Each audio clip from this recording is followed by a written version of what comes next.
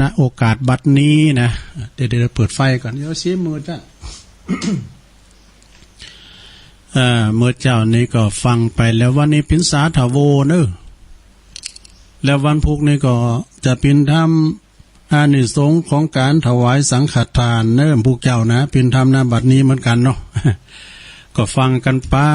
ศรัทธาญาติโยมทั้งหลายเนาะมาปักกันเมื่อเจ้าแล้วมาปักกันตอนบ่ายเวลามันก็ไม่ใช่ไข่ไก่กันนะได้กะละมามาจากันเจ้านี่ก็แต่ตอนบ่ายนี่ดีเข้ารายการทำแล้ว อันนึงเตียวเข่าเตียวออกเตียวเข่าเตียวออกนะเริ่มเจ้าละก็มาปบมาปากันเนาะศรัทธาญาติโยมทั้งหลายขอบคุณตังสถานีคืนบุญเฮาตัวเนอคืนบุญของเฮานี่ก็ละได้ศรัทธาญาติโยมก็ฟังกันกูเจ้ากูแรงแต่ละความเมตตาอนุเคราะห์จากสถานี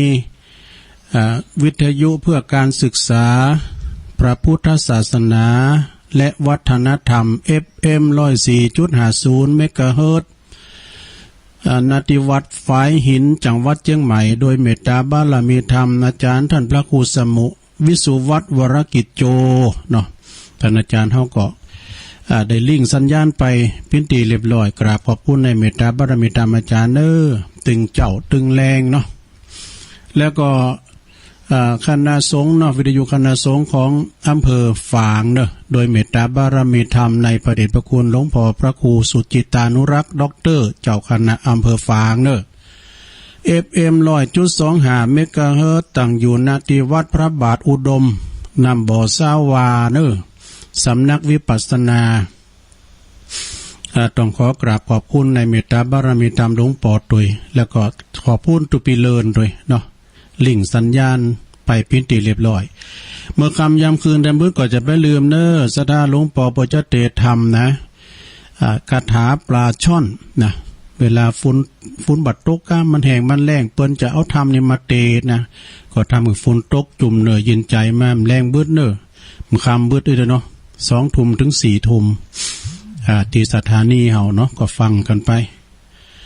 แล้วก็ขอบคุณทางสถานีวิทยุที่เปิ้นรับสัญญาณไปแถมก่อ 98.75 เนาะคลื่นธรรมะเพื่อชุมชนวัดห้วยตองซักอันนี้ก็กำลังปรับปรุงกำลังพัฒนาเนาะได้ยินได้ขอบคุมไกด์เตอก่อนเป็นหยังเนาะสถานีตังแม่แจ่มเตเนอร์มนเสียงธรรม 106.25 ตัวเนอร์เพิ่นก็รับลิงก์สัญญาณไปพิธีเรียบร้อยก็ฟังกันไปศรัทธาญาติโยมทั้งหลาย ก่อนเนื่องจากว่าวันนี้ก็เป็นวันพระวันศีลเฮาก็ไปวัดไปว่า ไปวัดไปว่าและทั้งอย่างหนึ่งวันนี้ก็เป็นวันประเพณีหลายวัดที่เปิ้นส่งน้ำพระธาตุก็ดีเนาะส่งน้ำธาตุก็ระหว่างชุมชนกับวัดกับว่าก็เปิ้นก็จัดภายในนะเหมือนกับที่วัดพระธาตุโดยหน่อยเฮาจัดขึ้นมาสารสลงตอนเจ้าไว้ก็ลุงดอยไปกะนะโอ้ตามกูปีก็มันจะมีดอกลำวงอีกเกมวย คุณก็อดนะคุณก็หลายตามกูปีเนี่ยเดิน6เดิน8ปิ้งนี่มันหลายอยู่ไปดอยสุดเตพองกาเนี่ยไปวัดพระธาตุเจ้าหริปุญใจพองกานี่หลายตีวัดพุทธนิมิตรนี่มันตรงกันนะแต่อันนี้ก็การเวลาที่เปิ้นนั้นมีโควิดนะมีอันพลกฉุกเฉินน่ะโธ่คุณขึ้นวัดกันนี่ต้องเกมรถเหลืองรถโดยสารทอกคุณขึ้นมาเป็นกำในศรัทธาแต่ทางวัดเหมารถหากัน6 กันเนี่ยเพราะว่ากันรถขึ้นมาหมดนี่นะศรัทธามันมีที่จอดรถหรอมันมีเหมือนกันมันบักกว่างก็เลยเห็นรถเปิ้นจอดตีนดอยหันโชเฟอร์ก็เฝ้ารถอยู่หันเอาคุณขึ้นมานะก็เอารถโดยสารถอกขึ้นมาเป็นกำเองตึงขึ้นตึงลงขึ้นฟรีโลขึ้นฟรีลุงฟรีการมันมิติอยู่โธ่การเปิ้นขึ้นมาแล้วปีกันน่ะรุ่นวัดเนอะศรัทธาเพราะว่างานบุญมันมีหลายตีเดิน8ปิ้งนะมาวัดพระธาตุดอยน้อยแล้วจะไปวัดพระธาตุดอยสุเทพแล้วก็จะไปวัดพระธาตุหริปุญใจมันหลายตีหมู่เข้าหมู่ออกนี่โอ้ปินตาดิมน ลุงปะโลงแรงมาเป่งนี่นะเปิ้นอยู่บ้านปักล่องหลายปีกนี่นะเปิ้นอู่เขาตูลงว่าโอ้โตถ้าคนขึ้นแล้วมันลงในล้นดอยเลยหน่อย แต่กะ แต่พี่นี่ก็เงียบเงาเนอะศรัทธาญาติโยมเนาะก็เป็นธรรมดาเนาะมันก็เหมือนกันหมดเหมือนกันกูวัดกูว่าก็จัดกันไปในไปเนาะนาทีวันนี้ก็มีหลายวัดที่เพิ่นเมื่อกี้มีตานกันเนาะก็จัดกันไปในไปวันนี้มาป้ากันตรงกับวันศีลเนอะศรัทธาศีลวันนี้คืน8 ค่ำเดือนเก่าพร่ำว่าเป็นวันศุกร์โดยศุกร์เอาเราเสาร์ก็เอาหน่วยเมื่อเจ้าเมื่อจีก็มาฟังรายการกันเจ้านี่ก็เตทำทุก108ไป ทุก108มีสัพพะวัดตุกก็ได้สระเนาะคุณเฮานี่มันตุกกายตุกใจตุกหลายอย่างตึงมือตึงวันนี่ มันความเขตของคุณนี่มันมีเนาะยิ่งยุคในสมัยนี้นะสระญาติโยมเขาของเงินคำก็หายเข็มโดยน่าจะหากันหิกันมากินกันถึงวันนี่ก็ต้องใจเงินใจทองพองนี่นะแต่ก็เก็บพักฮักหน่อมาแกงพองตูกับกินกับดอยแม่เนี่ยก็เพิ่นว่าโอ้มันถึงตัดตายแต่นะตูลุงเด้ออันจอบวอหูวายนี่นะ เหมือนกับว่าจอมลุงเหียวกินตะหือก็ตึมตึกมันเต้ากินครับนี่ก็ยักวังคับนาแดมเนี่ยจ้ะก็เต้เนี่ยกับกินกับดอยนะแล้วก็คุณเฮินซ้ำเตอนี่นะศรัทธาคุณเฮินเดียวกันนะกินเหมือนกันก็มีนะบางคุณกิน5ว่ะ ก็ทำลำบากใจกับแม่บ้านเนาะกินเหมือนกันพองก็กินเผ็ดพองก็กินเค็มไม่นะแล้วกินเค็มกินเผ็ดลำไปในโรงเนอกับต้องกับใส่กินเพื่อประทังชีวิตกินเพื่ออยู่เนาะมันจะอยู่เพื่อกินมันตุกใจหลายอย่างตุก108เนี่ยบางคนก็ตุกกับลูกกับเต่าเนี่ยลูกเต่าเขาปั่นนี่มันตึงมันครบหมู่ครบฟุ้งมันเป็นธรรมดาวัยรุ่นนะตุกกับลูกกับเต่า แต่บางคนเนี่ยคุณตุกคุณอยากแต่นั้นลูกเต่าขึ้นอยู่ถอยฟังกรรมห้ามเฮียนศึกษากับบุตรโตเฮียนจัดดีแต่มันมีทุนเฮียนเนาะเนี่ยเป็นว่านักเรียนไม่มีทุนเรียนแต่ว่าการศึกษาดีก็จะได้อนาคตพ่อแม่มีเงินสูงแต่บางคนเนี่ยเป็นลูกเจ้าคุณมุ่นนายได้ขึ้นว่าเฮียนเมาไหนเมาฐานซ้ำไปปอเป็นอันธพาลนี่ก็มีนะซะได้นะว่าลูกคนรวยนี่เป็นได้ใจไผวามย้ำใจฟังนี่เนาะแต่ก็มีเป็นเฉพาะมันจะว่าโทรไปนะมันจะโทรไปอย่างเข้าข้อมก่อนเนี่ยลูกคุณตูได้ยังให้ มันละอ่อนเล่นควายเนาะ มันก็ไปตามยุคตามสมัยนะลงนะไปกึดหนักลูกเต่าเข้าปั่นเอาว่าแล้วสอนแล้วมันฟังก็ปล่อยมันปล่อยมันไปสุดควันมันมันตึงโป่นขีดไหมมันตึงปีกมาหรอนะจะไปกึดหนักปลาพยาธิเข่าโตมันได้ไปกึดหนักแล้วอ่อนประเดี๋ยวมันถึงมันครบหมู่ครบฟูงเฮาข้อมก่อนในหายเปงหายเด้อนะแล้วมันถึงโกปอโกแม่ระวังตอนกินข้าวนะเสือเถ่ามันจะเอาอันอีปอมันจะเอาตอนนั้นก็พอตะปิ้นบ่าวน้อยยังโดนฝ่ามือแป่นอยู่นี่ กันโดนฝ่ามือแป่นใส่บบเนี่ยก็หนีเข้าในเฮือนวันนี้ลุงเฮือนก็ไม่ได้นะขาบอยู่ในเฮือนบนกีดอยู่บนก็ละอ่อนบดเดียวละบดมต้องไปบุ๊บมันต้องไปฟาดมันลงไปด่ามันสตาร์ทรถแอนแล้วอยู่บ้านเปินมันบุ่นอยู่บ้านเจ้าหมูบุ่นถ้าปีกมันได้หัวมันต่างยุคต่างสมัยกันเนาะสดาก่อนนี่มันหายไปทั้งอย่างนี่แต่โกปอโกแม่นี่เนาะจะตั้งหมูตะโมโหเสากาจะมือรอไปนะ อีแม่เป็นเอาไว้กำบาท2 บาทก็เป็นหลักข้างบนมาเนี่ยไปซื้อมุลีต้องขาว ก่อนมันลึกไปทางหายไปเนี่ยแล้วก็คุณมันมีความพิษมันนี่หล่อแหล่หลอบแหลมนี่ เปิดหนึ่งหันพิรุดกำเดียวนะแล้วสื่อก่อนนั้นพิสื่อกล่อมน้องเสือคุณเถ่านะอย่างไซส์เดียวเนี่ยกะเดี๋ยวขอตั้งสื่อให้ทีมกันในการเดี๋ยวมาดึงมือสอดก่อนเลยสอดที่ต้องนะเอาไปแต่50 ตังค์ ก็มันก่อนเนี่ยมันจะแปลงเนาะแต่สตั้งเงินมันแปลงน้ำก่อนเนี่ย เปิ้นไปขายไอติมรถถีบนะเปิ้นเอาน้ำแข็งไปถอควางเนี่ย เขาอย่าไปเก็บกินอยู่ว่าก่อนนะบอกว่าไปกินนะอันนี้มันจะน้ำแข็งกินนะมันจิ้มนี่ก่อนนะมันจิ้มบางคนก็ตุกกับลูกกับเต่าบางคนก็ตุกกับหนีกับสินเนี่ยมันเป็นธรรมดาแต่จะได้มีหนีก็มีหนาไปเดี๋ยวนี้จะซื้อจะหาอย่างเปิ้นผ่อนกันเนี่ยนะเปิ้นผ่อนกันก็ยุกเงินผ่อนได้ตุกกับหนีกับสินตุลุงก็ผ่านมาละเรื่องหนีเรื่องสินนี่นะนี่มันมีขีดดอกนี่มันออกติ๊กๆฝุ่นตกมันก็ออกแดดออกมันก็ออกก็เดี๋ยวก็ซุกก็เดี๋ยวก็เสามันโวยยะเนาะมันเป็นที่เขาติดขอกเนี่ยมันปั้นได้ออกยะ เนาะแต่ว่ามันเป็นที่กับเตียนหมู่ที่เขาเงินกู้นะกะเอาไปยืมไปก็บ่ได้เจียวถึงมันเลยเมื่อก่อนตัวลุงเป็นตัวใหม่กันสมัยเนี่ยซิงเกอร์ไปผ่อนโทรทัศน์14มกึ่งดิ้นบอกเนี่ยกะโทรโรมันกำก่อนเนี่ยว่า40,000ไว้นะเดินเนี่ยเดิน570ได้นะมันก่อนนะปุดตัวเอาขอการมอนนี่มาก่อนนี่มากายมันเดี๋ยวเขาวัดมาเขาวัดมาไปถึงไหนบนหยุดไปโหแล้วดูสมัยมันก่อนนะมันก็ตามสมัยแต่เปิ้นหันก็ไข่หันนี่เนี่ยอันนี้ก็บางคนก็ตุกกับหนีกับสินตุกกับลูกกับโผมันถึงมีสัพปะนะโยมเด้อไปกึดอย่างหนักตุกกับพยาธิพยามมาเบียดเบนพองกาน้ำต้องไปตุกมันเด้อตุกกับโรคภัยไข้เจ็บนี่ก็เป็นธรรมดาเปิ้นก่อเจ็บเฮาก่อเจ็บเขายังเหลือเฮาเกิน เนาะ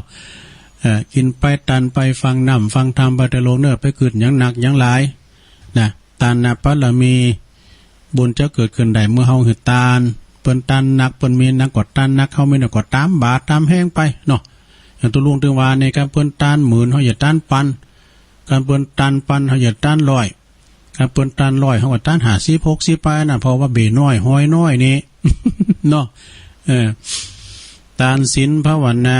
นะฝังในจิตในใจเฮาทานบารมีเหมือนกับพระเวสสันดรเนี่ยที่เฮาฟังนำฟังธรรมเพิ่นนะพระเวสสันดรเนี่ยทานกูสิ่งกูอย่างเนาะทานข้าวทานของทานเงินทานทองลูกหักเมแป้งก็ทานหมดนี่ทานให้กับผู้พามจูจกลูกของเพิ่นนะเป็นที่หักดังแก้วตาดวงใจก็ทานนี่ครับพามจูจกนี่นางมาตีเพิ่นก็เป็นภรรยากูตุกกูอยากเพิ่นก็ยังทานอยู่นะทานให้แก่อินตาสักกะพรามดู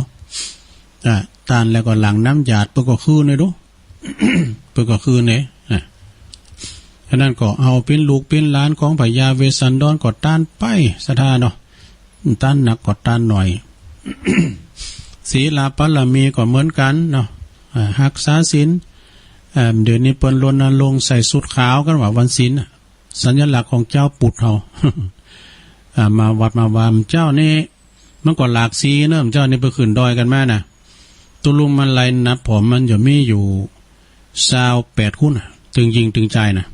28คุณโอ้สินแล้วนักเด้อสินเดินดับนั่นหลายกะ35กันนี่วันนี้ลดไปหน่อยก็สินหน้านี่ก็จะเป็นเดินปิ่งเด้อศรัทธาญาติโยม สินเดินปิ่งนี่ก็จะเป็นนั่น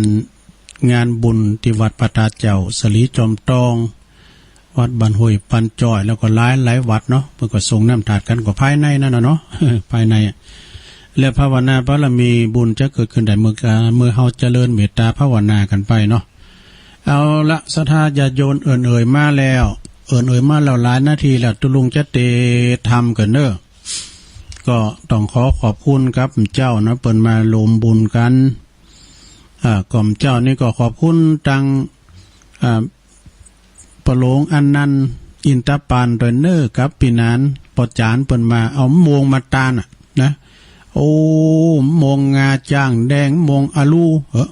อูทูยกันแล้วก็หลายพันเนี่ยบทโตอย่างมุ่นก็มีอย่างยาวก็มีบทสัพปะสีมันก็บทโตสีมันก็จัดงามเนอะเอากับเข่าเอากับเข่าก็ลำเจ้านี่ก็กับเข่าไปหลายหน่วย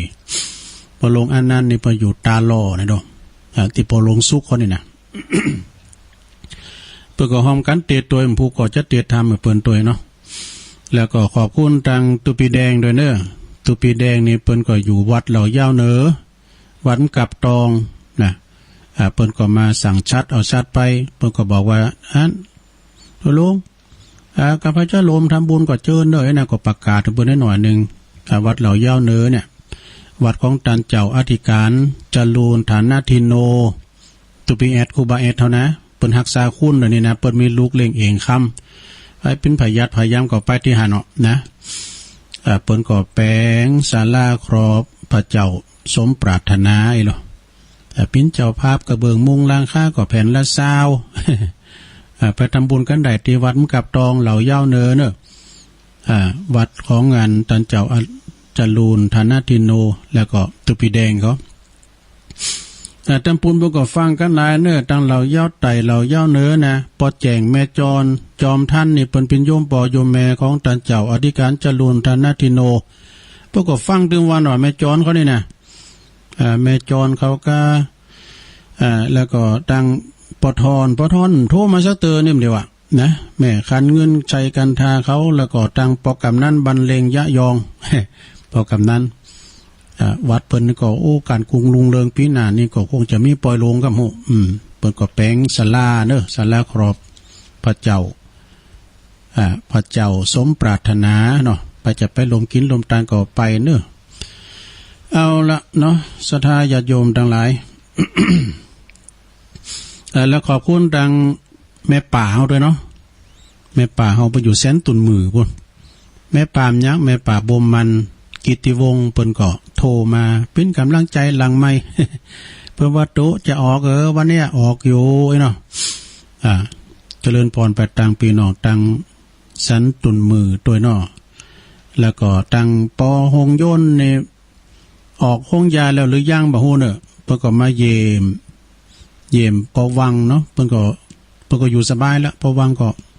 แล้วก็เพิ่นก็จะขึ้นมาจะมาบุญดอยที่ตุลุงไว้ก็ข้ามน้ำปิ้งมาคือลุงตองแล้วว่ะ ไปองยาสันปะตองตุลุงก็ไม่ได้ไปแอวหานี่รถก็มีนี่องยาสันปะตองมีตำไรก็ฮู้ตี จะได้ก็ขอเงินปันหอมปันหายเด้อปอหงยนนี่เปิ้นปิ้นปอเกวัดห้องหาโลงเนาะเมืองฝางบ่ไม่อายเนาะไปตั้งสันตุนมือก็ตั้งปอเล่งนันลงเขานะปอลงสีมาเนาะยอดแก้วเหลืองเนาะปอลงสีมาเนี่ยเปิ้นก็ฟังตลอดนะเปิ้นปิ้นอดีตปอลงเก่าเฮานะขอบคุณนะปอลงเด้อเอาละศรัทธาญาติโยมจะเตตามจะใช้เวลาประมาณ12นาทีแล้วมามาจากันทำกรรมเนาะเวลาถึงปะเลอะมันบุจะเปิดสายได้โทรกันมาเนาะพุกทำเจ้าหนึ่งแต่ว่าตอนกลางวันในสายจะห่างนะดูต่างไผที่โทรมเจ้าติดก็โทรมากะไปปิ้นหยังนะอย่างพอเล่งลงนี่ทำได้ฟังเปิ้นไปเก็บโมงเนี่ย เอาต่อไปจะเตทำกันเด้อ นะโมตัสสะภะคะวะโตอะระหะโตสัมมาสัมพุทธัสสะรูปังจิรติมัจจานังนามาโคตังนาจิรติติสัทธโวดุลาสาปุลิสาทั้งหลายทั้งหญิงใจพ่อแม่ทั้งหนุ่มเฒ่าแก่อาการนาสัตตาบ้านเหนือบ้านใต้ตั้งใจแต่ใส่มาร่วมทำบุญช่วยเหลือเกื้อกูลนะบริจาคร่วมเป็นเจ้าภาพสวดอาภิธรรมเพื่อจะขออุทิศบุญนำไปหายังผู้อันมรณะตายจากอันดาภาคจากกายาย้อนว่าเปียเทโลกาองค์อาจมาจุลาดตัวยตาลเลยดับขันมวยมอดใดลาตอดกายาจำใจอำลาจากพ่อจากแม่น้ำตาไหลแผ่บ่อยากเมื่อมอน จำใจลาจรจากลูกจากเต้าจำใจจากเจ้ายอดภรรยาสามีกา เคยได้อูได้จ่าปิยาหักใครการงานน้อยใหญ่บ่ได้วางลาเคยได้ทำให้ทำนาเลี้ยงลูกเลี้ยงเต่าทุกวันค่ำเจ้าพอเฝ้าดูแลสุขใจนักแก่ถึงจักทุกยากถึงจักลำบากเหงื่อไหลลิ้นเหงื่อไหลเหงื่อใครไหลลิ้นทำมาหากินนักเอาเบาสู้ช่วยกันกอบกูฐานะจนดีพุทธาพุทธิยิ่งใจน้อยใหญ่จวบจนขวบไข่ใหญ่นากาบาลมีลูกมีหลานหลายจ้องหลายบ้านเงาใจเสียงดันจำพรากจากลาตั้งเกหาดบ้านจองห่อเลือนเคยอยู่ลาตังกินกูอันที่อยู่ที่นอนลาตังมุ้งหมอนแต่ที่นอนเสื้อผ้าเสื้อลาตั้งหน่อเนื้อมิตรสหายวงวานเคยร่วมการร่วมงานบ้านจองบ้านในบ้านเคยร่วมการร่วมงานในจองในบ้านเคยร่วมสร้างสรรค์การพัฒนาสุขสันต์หันษาเคยกินเคยอยู่เคยได้อู้ฟูอยู่สนทนาลาตังวัดว่าอารามที่เคยไปกราบไปไหว้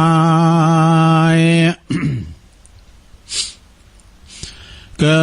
ยนำดอกไม้ทูบใต้บูผาไปแววไว้สาทำบุญบอกหาทำบุญตักบาตรกราบองค์พุทธาลาตั้งไล่นาเงินคำมาเงินตราแสนสิ่งสมบัติมวลมิ่งเขาของเงินทองน้ำตาน้องแสนลาจักโศกเศร้าตอนนี้เต้าลูกเต้าตอนนี้ลูกเต้าคงบ่ได้หันคงเหลือความหลังและยังลูกภาพแทนตัวเมื่อจากแทนภาพกายา ภริยาสามีกาพุทธาหล่อเบาตั้งพ่อแม่เจ้าว่าเมื่อยามคิดถึงเมื่อใจลำเปิงคือถึงพ่อเจ้าว่าก็หายหม่นเศร้าตุกเล่าเงามองเมื่อถึงยามกองเดือนจีปีใหม่ลูกหลานน้อยใหญ่ก็มากราบไหว้วันตา ผ่านวันเวลาหลายปีขวบเข้ารูปภาพนั้นเล่าก็มาจืดมาจางสีสันเลือนลางหายไปเตื้อน้อยจนปางสุดปางซ้อยก็มาสูญโย วาตาโหสัตตาพ่อแม่ชีวิตบ่อนแน่บ่อนนอนเกิดแก่เจ็บตายพลัดพรากสลายล้มหายตายจากกันไปมีพบมีพรากมีจากมีเจอมีฉันมีเธอมีเจอมีจากชีวิตนั้นหากเหมือนดังละครทุกบทบาททุกตอนกรรมก่อนแต่งสร้างละครโลกกว้างกรรมหากปาไปบางฉากก็มาสดใสวิไลผ่องแผ้วดังดังองค์ตั้นแก้วประเวสสันดรบางตาบางฉากจำจรอาวรณ์ร้องไห้ดังนางนาฏไทยจอมขวัญมาทีต ทุกวินาทีมีแต่บ่แน่บ่นอนชีวิตล้วนแล้วแต่เป็นอันนี้จังเอาอันยังมาเกิดมากังมัดไว้ก็บ่ได้แม้นแต่เห็นผ่าเล็กจืนฝืนตะเล็กจืนฝืนไตก็ยังหักบังหักปังก้นกาลพระอาทิตย์พระจันทร์ก็ยังแห้งเหี่ยวมันก็ยุรู้ยังย้อนหอยหลับลาชีวิตคนเฮานี่นะมันบ่แน่หลอกนาบางครั้งเววาโศกาตุกไม่ตุกเหตุตุกหาตุกเหตุตุกหาเงินบาทเงินคำบาทตายฉันได้ก็มีพร่ำพร้อมตุกไหลวงศาตุกไรองอาสาเอาพี่น้องตุกบอดใดนุ่งบอดใดยองครัวดี ตุกใจแต่เราตุกเขาบ่มีตุกนักแก่เต็มที่โศกีโศกเศร้าซอยความตุกต่างหลายนี้นะมากมายเป็นทอยเพียงกองม่อนดอยโลกนี้ตันหลับได้บ่ถึงเนปานตันจีถึงนี้บ่พ้นสักลายวัฏวนเมวัฏวนนี้วนเกิดวนตายสุขทุกเนินในประจำโลกกว้าง มีแต่ชื่อเสียงความดีเต้าอันจักเหลือคงวางค้างไว้มันกินมันตานทำดีเอาไว้ชื่อเสียงอยู่ใดทนนานจักลงจักคงเหลือไว้เช่นปุตตาการความดีความงามนั้นมันกินบ่อเสียงแม้แต่แข่งเสียงที่เล็กก็ยังเป็นขี้เมียงกินก็คงบ่เหลือมนุษย์เรานี้นะแถมซ้ำยิงให้มันผู้เน่าอันนุ่มมันเลวดีทำดีไว้เถิดเจ้าแพ้สีเขียวชื่อเสียงอย่างเดียว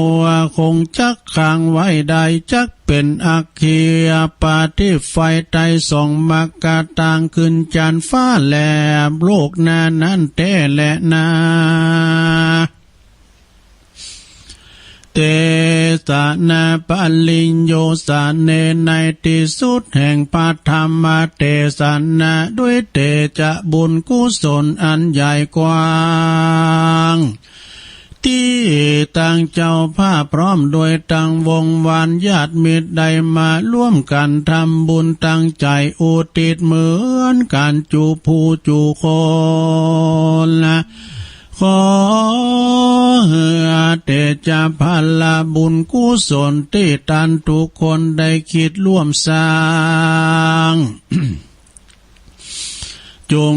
ไปปรากฏเป็นสาเป่าคำลำกวางลอยลมบนฟากฟานนำส่วนบุญตานอันนี้ไปไว้บ่จาปรากฏตอนนาชับพลันไปถึงเมื่อคืนไปถึงเมื่อเจ้าก็ขอฮือเป็นเขาจังหันกันว่าไปถึงเมื่อวันก็ขอฮือเป็นเสื้อเป็นผ้าแม้นว่าไปถึงเมื่อลุนปุ่นลาก็ขอฮือเป็นเขายาน้ำติบฮือบุญกุศลดนเนลามิตรไปเป็นเขาเป็นข้าวสารอันบันเป็นข่าวสารอันบรรยายขอดวงวิญญาณญาติมิตรของเฮาที่ล่วงลับดับขันไปจงได้รับรู้นาบุญทั้งหลายนี้ที่พระสงฆ์องค์นายได้พร่ำกล่าวอ้างดวงวิญญาณปู่ย่าตาทวดของเฮาได้รับการเสพสร้างกุศลผลบุญเขาแนมมาขอสุขีเปรมปรีเจนลำในสวรรค์เมืองบนข อเตจาบัลลากุศลจงกลับมาบันดลปิกไว้วายนามาหือหมู่เฮาเจ้าข้าตั้งหลายได้รักษาตัวนาและศรัทธาตัวนามีชื่อเมีย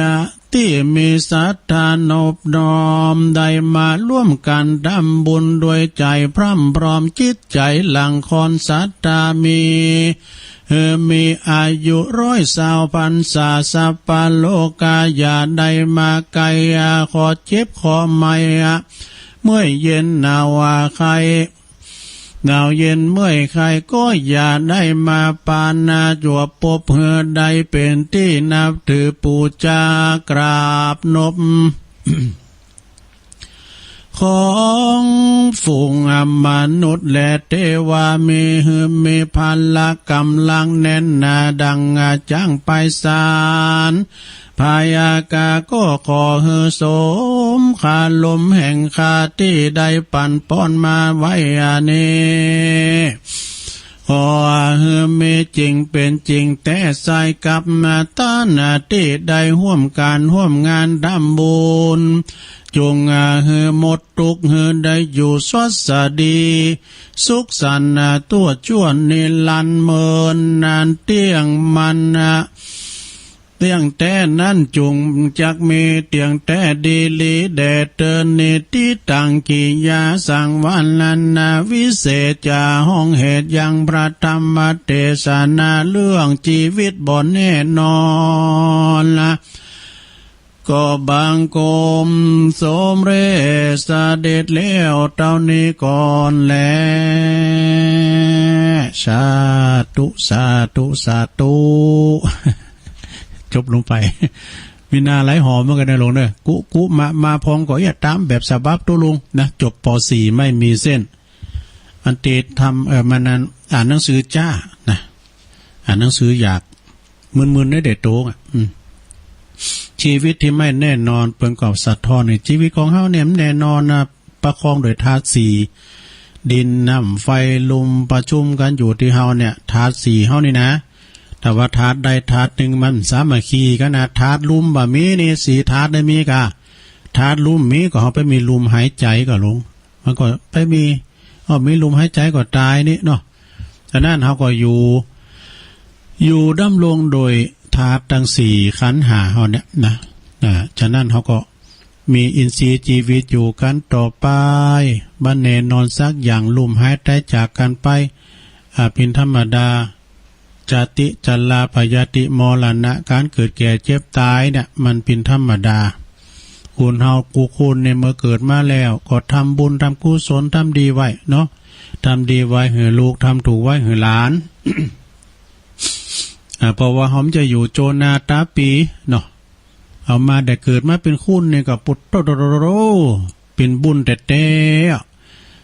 เกิดมาครบ32เห็นไหมนะเสียองกะหูบะโนกตาบาบอดด้วยนะบะแข้งบะคอมือบะงอก่อนนับว่าเป็นบุญแต่เขาเกิดมาเนี่ยเขาก็เกิดมาเปิดบุญเอามาเพราะเขามีบุญเขาจะไปเขาต่อแปลงทุนต่อไปต่างหน้าก็อย่างนี้กะกินต้านไปมันแน่นอนนะจติจลาพยาติมรณะนะเกิดแก่เจ็บตายเมื่อถึงคราวแล้วเนี่ยมันก็เหมือนกันหมดวายอยากดีมีจนคุณรวยคุณบ่รวยสูงดำต่ำขาวแม้ว่าคุณนั้นเนี่ย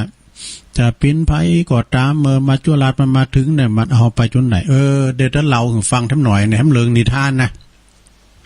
แต่กะติ๊กไว้แล้วเติมในเราความจริงเปิ้นก็ได้ยินกันละนะเอามาลืมดำก้ามเนาะเอามาปัดฝุ่นดำก้ามหนึ่งก็นิยายทำเรื่องนี้เปิ้นบอกว่ามีตุ๊กตาอยากจุนคนหนึ่งนะคนเฒ่าอายุก็เฒ่าหลายปีละนะตุ๊กตาอยากจุนมีลูกมีหลานอยู่คนเดียวโดดนะกำเบิ่งหม้อขอกินกับพี่น้องเจ้าบ้านถึงวันลางคาบก็ได้กินลางคาบก็บ่ได้กินอย่างอี้ปินประจำว่ะแต่ไปสอขอข่าวได้มาก็เอามากินไปเป็นประทังชีวิตเป็นวันบางวันไปขอก็มันได้ไปเพราะเปิ้นจุ้ยมาไล่ครบ อย่าจกวันนั้นไปพกคุณขอมก่อนนี่อันแต่ดงซักเต้ามาโกกนะ เพิ่นก็มีถุงไอ้นี่เอาพ่อขอข้าวหน่อยเด้อลูกหลานเนี่ยอันนี้ก็เหมือนกันกำเบิ่งหมอขอกินกันไปถึงวันน่ะลงบังคับก็ได้กินบังคับก็ไม่ได้กินมีความตุกอกตุกใจลำคาญเบื่อโต๊ะเก่าบางวันเนี่ยมันเบื่อโต๊ะเก่านะเนาะห้องพยายามมักจุลาดอันว่าความตายเนี่ยวันหนึ่ง2 เตอ3 เตอบอกว่าพยายามมักจุลาดเนี่ยมันไปอยู่ที่ไหนนะห้องเอาหามากินพองมันไปอยู่ไหนเอาไปแล้วไข่กายโต๊ะเก่าเนี่ยนะกายโต๊ะเก่าไข่ตายเนี่ยก็แต่ก็มันตายมันถึงเวลามันเนาะที่นี่มีอยู่หันวันหนึ่งเนอะสดาเนอะคุณเฒ่าคุณนี่ก็กำเบิ่งหมอขอกินสวากไม่เต่าไปจะไปขอกินกับพี่น้องเจ้าบ้านเพื่อนอยู่แพะอยู่ป่าจ้ะเนาะพอดีก็เอาไม่เต่าไปหลุมเสือคุ้มอันหนึ่งเลยอันนี้มันเป็นคุ้มอย่าเฮ็ดถอไปใกล้ไปโคตรคุยว่าปุถุเพื่อว่าคุ้มค่ำว่ะสะท้าเอาคุ้มค่ำเรื่องหามตีว่าได้ใช่มาปูดเพื่อเนาะคุณเฒ่านี่ก็โคตรคุยเอาคำมาดูได้ปิ้นเปาะปิ้นกุยเอามาแล้วก็เอาไปขึ้นไปขายกายเป็นคุณมังคุณมีว่ะนะคุณเฒ่ามันนิดยายนะหลวงนะมันนิยายทำเนาะจากความเป็นคุณตุกคุณตุกคุณจนอับจนกันอยากมีลูกมีหลานปุถุคุณเฒ่านั้นได้คำมาไปขายก็กลายเป็นคุณลำคุณโรยเป็นเศรษฐีโดเป็นหมาเศรษฐีกำเดียวมาแล้วไอ้เกี่ยวไอ้ข้ามไม่ได้มาได้ครับว่าอันนี้ก็เป็นล้านนะกะเนี่ยมาเสนอหน่ะอันนี้ก็รู้อีกครั้งมันก็ล้านอันนี้เนี่ยมาเสนอด้วยก่อนนี่พุทโธเหมือนน่ะสักก็2 นิ้วเดี๋ยวก็มาแอบอ้างว่าอันนี้ก็เป็นล้านอันนี้ก็เป็นลูกนะอันนี้ก็ลูกมาอันนี้ลูกปีไอ้นะมาแจกนี่คุณเฒ่านั่นก็กลับกลายเป็นคุณลำคุณโรยแปลงหอแปลงเฮิรนมีขาดใจบริวารญาติมิตรมีนักปดโตนะ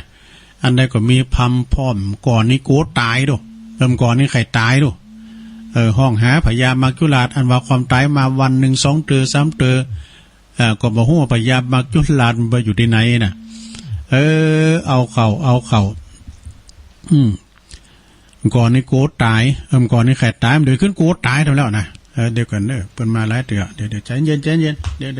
ดี๋ยวฟังบทบรรว่าคือฮัลโหลเจ้าภาษาเจ้าแม่ปานี่กะมันดังเจ้าวิทยุมันดังดังไหมค่ะแม่ปานี่ฟังอันมันกันตันเปิ่นเจ้าเป็นถือเขียดอย่างเงี้ยอันมันเต้นเหมือนเนาะก็ดีนะกะถึงมาอัน1 กึ่งโอ้ดีกะตันประจำสายจังฟังกันเลยแม่ปานี่ตุ่นพึ่งไปยังเต้นเนี่ยเพิ่นว่าโอ้ในมุมน้ำเงินมาแล้วมุมแดงมาสักคำหนึ่งคนว่าอยู่แล้วเนาะแต่นี่มุมแดงมาแล้วเด้อเดิมพันเป็นประมาณ12,000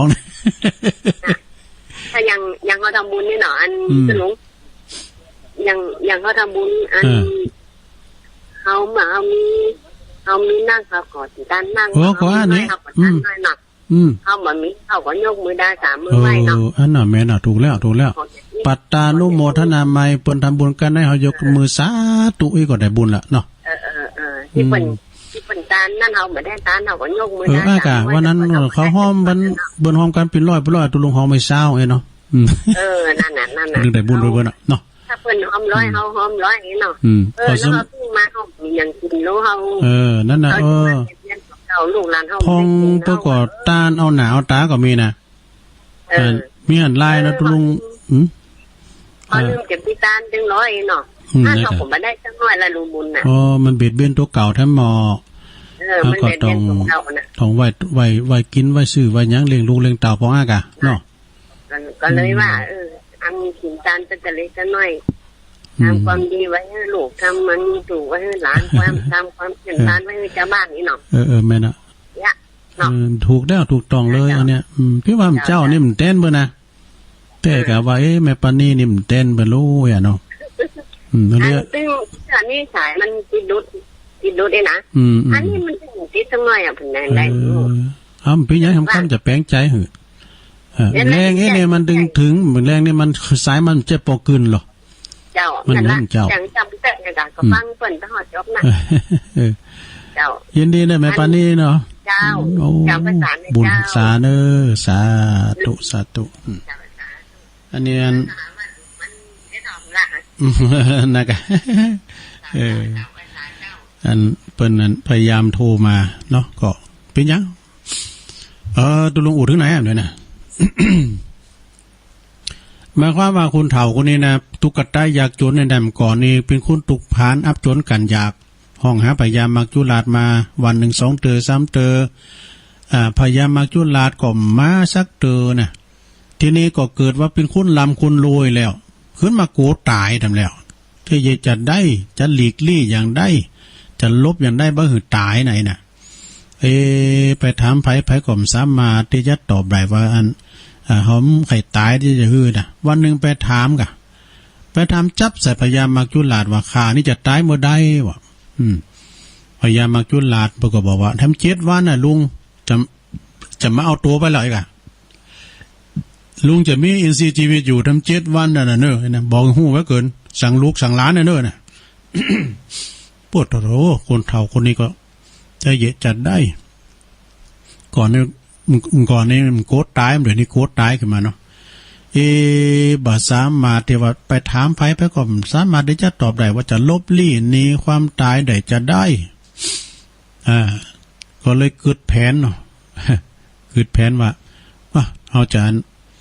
แป้งคือเขามาแป้งอันหีบเล็กนะคล้ายๆกับกล่อมเนี่ยคล้ายๆกับหลงนะแล้วก็คนเฒ่านี่ก็จะเป็นลบอยู่ในหีบแล้วก็มันปิดแน่นๆในนิทานนะลงไปเจอย้ำแล้วก็ปิดแน่นๆแล้วก็แป้งหูเอาเจือกเล็กมาคือเขาเอาไปมัดแล้วก็เอาไปโถงน้ำไว้เอาไปจุ่มหน้าแจน้ำอยู่ปื้นน้ำบ่แล้วเอาเจือกเล็กมากึ่งมัดไว้ตีลักติดต่อตีลักฮะ เพราะว่าจะลบลี่หนีความตายแล้วพร้อม7 วันน่ะพยายามมักจุลาดมันจะมาเอาละทีนี้วันที่7นะวันที่7เนี่ยพยายามมักจุลาดก็มาแต่ว่าหลงไปซ้อหาคนเฒ่าที่ไหนก็บาปะคุณไปหาทั้งนั้นก็ปะบอกว่าคนเฒ่านี่มันหายไปไหนก็ซ้อหาก็ปะซ้อหาที่ไหนก็ปะก็เลยอ่อนอกอ่อนใจก็เลยว่าจะมาได้คุณเฒ่าคนเดียวได้ก็มาไปอีว่าได้ก็มาไปแล้วทีนี้ก็พยายามมักจุลาดก็จะปิกบ้านปิกเมืองบ่ล่ะเนี่ยขึ้นมาฮ้อนหรือกำลังว่ะมันจะฮ้อนจากอากาศท่อมเดียวเนี่ยเนาะมาถึงน้ำตาก็จะไปอาบน้ำจำลาไข่แล้วก็จะไปนะเนี่ยไปของเสียเจิกเล็กที่บนมัดกึ่งไว้ติดต่อติลักนะอันนี้เจิกเล็กนี่ไผมามัดไว้นี่สาวขึ้นมาว่ะพยายามมักจุลาด ก็มันนิทานนะลงสาวขึ้นมานี่มันเป็นเจิกเล็กอย่างนี้เอาเป็นหีบ เป็นหีบทำแล้วนะก็เลยมาไขผอมกำนะมาไขผอมกำเปลี่ยนว่าป้าคุณเฒ่านั้นลักซ้อนอยู่ที่ไหนมันไหนในที่สุดมันก็ตายอยู่อย่างนั้นซะได้เนาะเนี่ยเมื่อถึงเวลาจะตายอยู่ที่ไหนมันก็ถึงตายนะลุงลบอยู่ปื้นน้ำมันก็ยังมาตายอยู่ เวลาแต่ถึงเข้าตายนะอยู่ที่ไหนมันก็ตายกอดข้อพระเจ้าหลวงอยู่ในวิหารอยู่กับมันยังจะตายอยู่มันจบเวลามันมดบุญมันมดห่อเข่าไปแล้วเนาะถ้าว่ามันถึงเวลาตายนะเยอะจะได้มาถึงตายลงนะขนาดว่าขาตัวเก่านี่มาย่ำตายเลยนะมันถึงข้าวเมื่อบัดถึงข้าวตายก็บอกว่าชีวาแวบรถบดหนีบจุนแปบก็พินยังวะ แต่ถึงคราวตายก็ต้องตายว่าชีวังต่อเฟิงตังถูกตีนก็ดินตายดูมันถึงข้าวตายน่ะหน่อยเดียวน่ะมันตายเนาะ ฉะนั้นอย่าโยมละลายเนาะจะไปประมาทเน้อมิตรนิมิตมีเครื่องหมายนะยิ่งมาเดี๋ยวนี้เขาตายกันง่ายนะเกิดยากเด้อไม่รู้ลองเกิดพอรอบเนี่ยคุณตายก็คุณเกิดในไม่รู้ว่าอันใดหนักลองฟังเราก็ได้บึ้ดตั้งหนึ่งบุ่มบั่มบุ่มบั่มบึ้ดก็ตั้งหนึ่งบุ่มบั่มบุ่มบั่มเนี่ยนะแล้วคุณตายเนี่ยมึนๆไหนก็มีตื่นหนึ่งคุณทำเดี๋ยวนี้มันจะไข่มีลูกก่อนนุ่มก่อนนี่ปะโทลูกโพนนั้นปอนนั้นแม่นั้นมีลูกต่าง7ต่าง8นะลูกลายดูหงเฮนี่ปฐมก่อนนี่เป็นที่ไข่หูก่อนนะตัวลุงอยู่ปอน1จ้วงจำได้อยู่นะก่อนไปมีพันโลงดอก อยู่เจนหนึ่งอ่ะมันหนักลำไปหลงเปิ้นก่อนเปิ้นคงเฮ็ดได้เปิ้นโลงบ่ดอกเปิ้นเอากระดานดำน่ะคั่นกระดานดำมันคั่นดอก วินนี่ไข่โอ้แหละแล้วก็ตัวลุงเนี่ยมันอยู่แถวไหนอ่ะมันตัวใหญ่แล้วเปิ้นโนตัวใหญ่แล้วเปิ้นคู่เปิ้นเอาไว้รูปกระดานมันสูง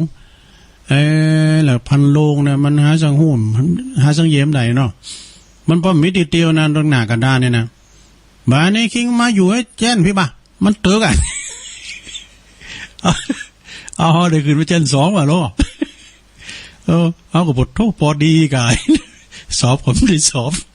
ได้ขึ้นแจ้น2อยู่ใน2 วันอ่ะ คือแจ้น2น่ะนี่แต่รุ่นปีหมดนั้นก็ครูบาทตัวนั้นน่ะมาอยู่แจ้น1เนี่ยมันขึ้นมา โอ้มาขึ้นมาอย่าไปลงไปได้ขึ้นแจ้น2ให้2 วันอ่ะลงอ่ะปดโทษพันโลงของเยไปเลยนี่นักการพันโลงมันมีติเตียวได้ก่อนเนี่ยโอ้ละอ่อนนักนะใช่ไหมดูต่างเลือกนักฟุตบอลเฮาก็เต็มบอลเจนเนี่ยจะเป็นตัวสำรองเหรอ ละอ่อนมันนักแก่ดูต่างด้วยแต่อยู่เจน2ให้2 คืน2 วันพันโลงของเยไปเลยนะมาเนี่ยมาเที่ยวว่าผมได้แหละเที่ยวผมได้ขี้ขึ้นมาอยู่ที่บ้านเอาโหเหมาะไงสอบผมได้สอบได้ขึ้นเจนศรัทธาญาติโยมทั้งหลายก่อนในลูกนักล้านนักนอกศรัทธาเนาะหนังสือเนี่ยหนังสือสอบกล้ามหนังสือเฮนเนี่ยนะผมจะได้ซื้อยำเดียวกันว่าอายขึ้นเจน2อยู่เจน2อายขึ้นเจน3น้องขึ้นเจน2ก็เอาหนังสืออายแล้วเนาะเอามาเฮนต่ออ่ะนี่ผมจะว่ามีกิจกรรมอย่างแต่ว่าดูนักบอลก็มีอย่างนักกีฬาก็มีกำบอลเต็มคูบอลเนี่ยแล้วก็มีอย่างวิ่งพัดแล้วก็อย่างก็วิ่งกระสอบ วิ่งกระสอบไม่รู้เคยหันเนี่ยเอากระสอบปานนี่กะพอที่ก็นอนยาวนี่นอนยาวเอาหัวไปทางบนแล้วก็ได้เพิ่นปี๊ดแล้วก็ลุกไปโลนนี่แลนอ่ะแล้วมันกำมือ2 อันกำปากกระสอบก็แลนมานี่ปวดตกกันนี่ก็เต้าลุ่มคุมง่ายไป ปินที่โมนน่ะกีฬามก่อนนะแต่ก็กันเวลาเปิ้นนั้นเลิกพักไหมก็ตินเจจุนกันนี่มันเป็นหุ่นตั้งหันมันเป็นทรายหมุกอะตินเจจุนหลินตีจับของกานี่แต่เฮาก็นี่ไปเสาะแตนนี่เอาใหม่อันก็ไปฟาดแต่ป่าไม่ขี่แหดของกาเนี่ยกันมันบินมันออกมาแม่เนี่ยแม่น่ะ โซฮะไปใส่คูบของกานี่ไม่รู้ว่าฮู้จักกับคูบอ่ะเฮายังสานจางอยู่นะคูบอ่ะนี่เรื่องเก่าเนาะเรื่องเก่าเรื่องหลังต่างกรรมต่างวาระเนี่ยไปใส่คูบนี่นะโตนกจีนกกางเขนเนี่ยไม่มามักกันเลยมันมาติดเดียวเลยแล้วก็ไปเนี่ยเสาะแตนสอดต่อต้นนาปูดนาป้อแล้วมันโดนแตนจีนกันเวลาเมื่อนั้นจะมาฉีดยานะครูเพิ่นบอกหรอกวันนี้ไปเมื่อไหร่เนอะเพื่อจะมาฉีดวัคซีนนะปวดต้มก้องครูไหวหลังมันเนี่ยมันโดดลุงป่องปึกปังอะไรมันว่าเปิ่นว่าตัวปุ้นไปอยู่หอมดอยบ่ยอมเปิ่นฟาดหรือว่ายอมของเปิ่นฟาดดีกว่าเปิ่นจะมาฉีดยาวัคซีนก่อนนี่ก็เจ็บแท้นะหลงเปิ่นฉีดยาวัคซีนนี่นะเจ็บได้เป็น2 วันบ่น่ะมันเจ็บมันปวดเนี่ยสมัยมันก่อนมันเป็นอีหรอกแล้วก็มันนั้นกว่าจะไปถึงห้องเฮนนี่มันจะมีวัดก่อนแล้วก็ห้องห้ายนี่เนาะแล้วไม่สลีเนี่ยมันไปยิงปุ๊ดไปเลยไข่เดินยีปิ้งเงี้ยกะไปยิงปุ๊ดไปเลยก็ลุกกุ้งก็ตุกใส่สลากกับโพดหลายครับพิษว่าพันหน่อยเขาไข่โยมเขาตัวเจ้าก็มีเปิ้นติดวาวอยู่หั่นมันไก่เดินยีปิ้งหรอกแล้วก็เดี๋ยวตัวปีนั้นฮกออกมาแล้วเนี่ยหันบาตัวนั้นหันเขาจะฟ้องครูละเนี่ยไปฟ้องครูได้กะครูบิดหัวนี่บ่ก่อนมันลึกเนาะเอาละอู่กันไปตั้งนองนี่สตาร์ติเลยกันเดี๋ยวเอานี่มาวาดำกำหนึ่งเกินเนาะสตาร์เลย อู่กันไปตั้งนอกติ๊กนอกเลืองไปนะ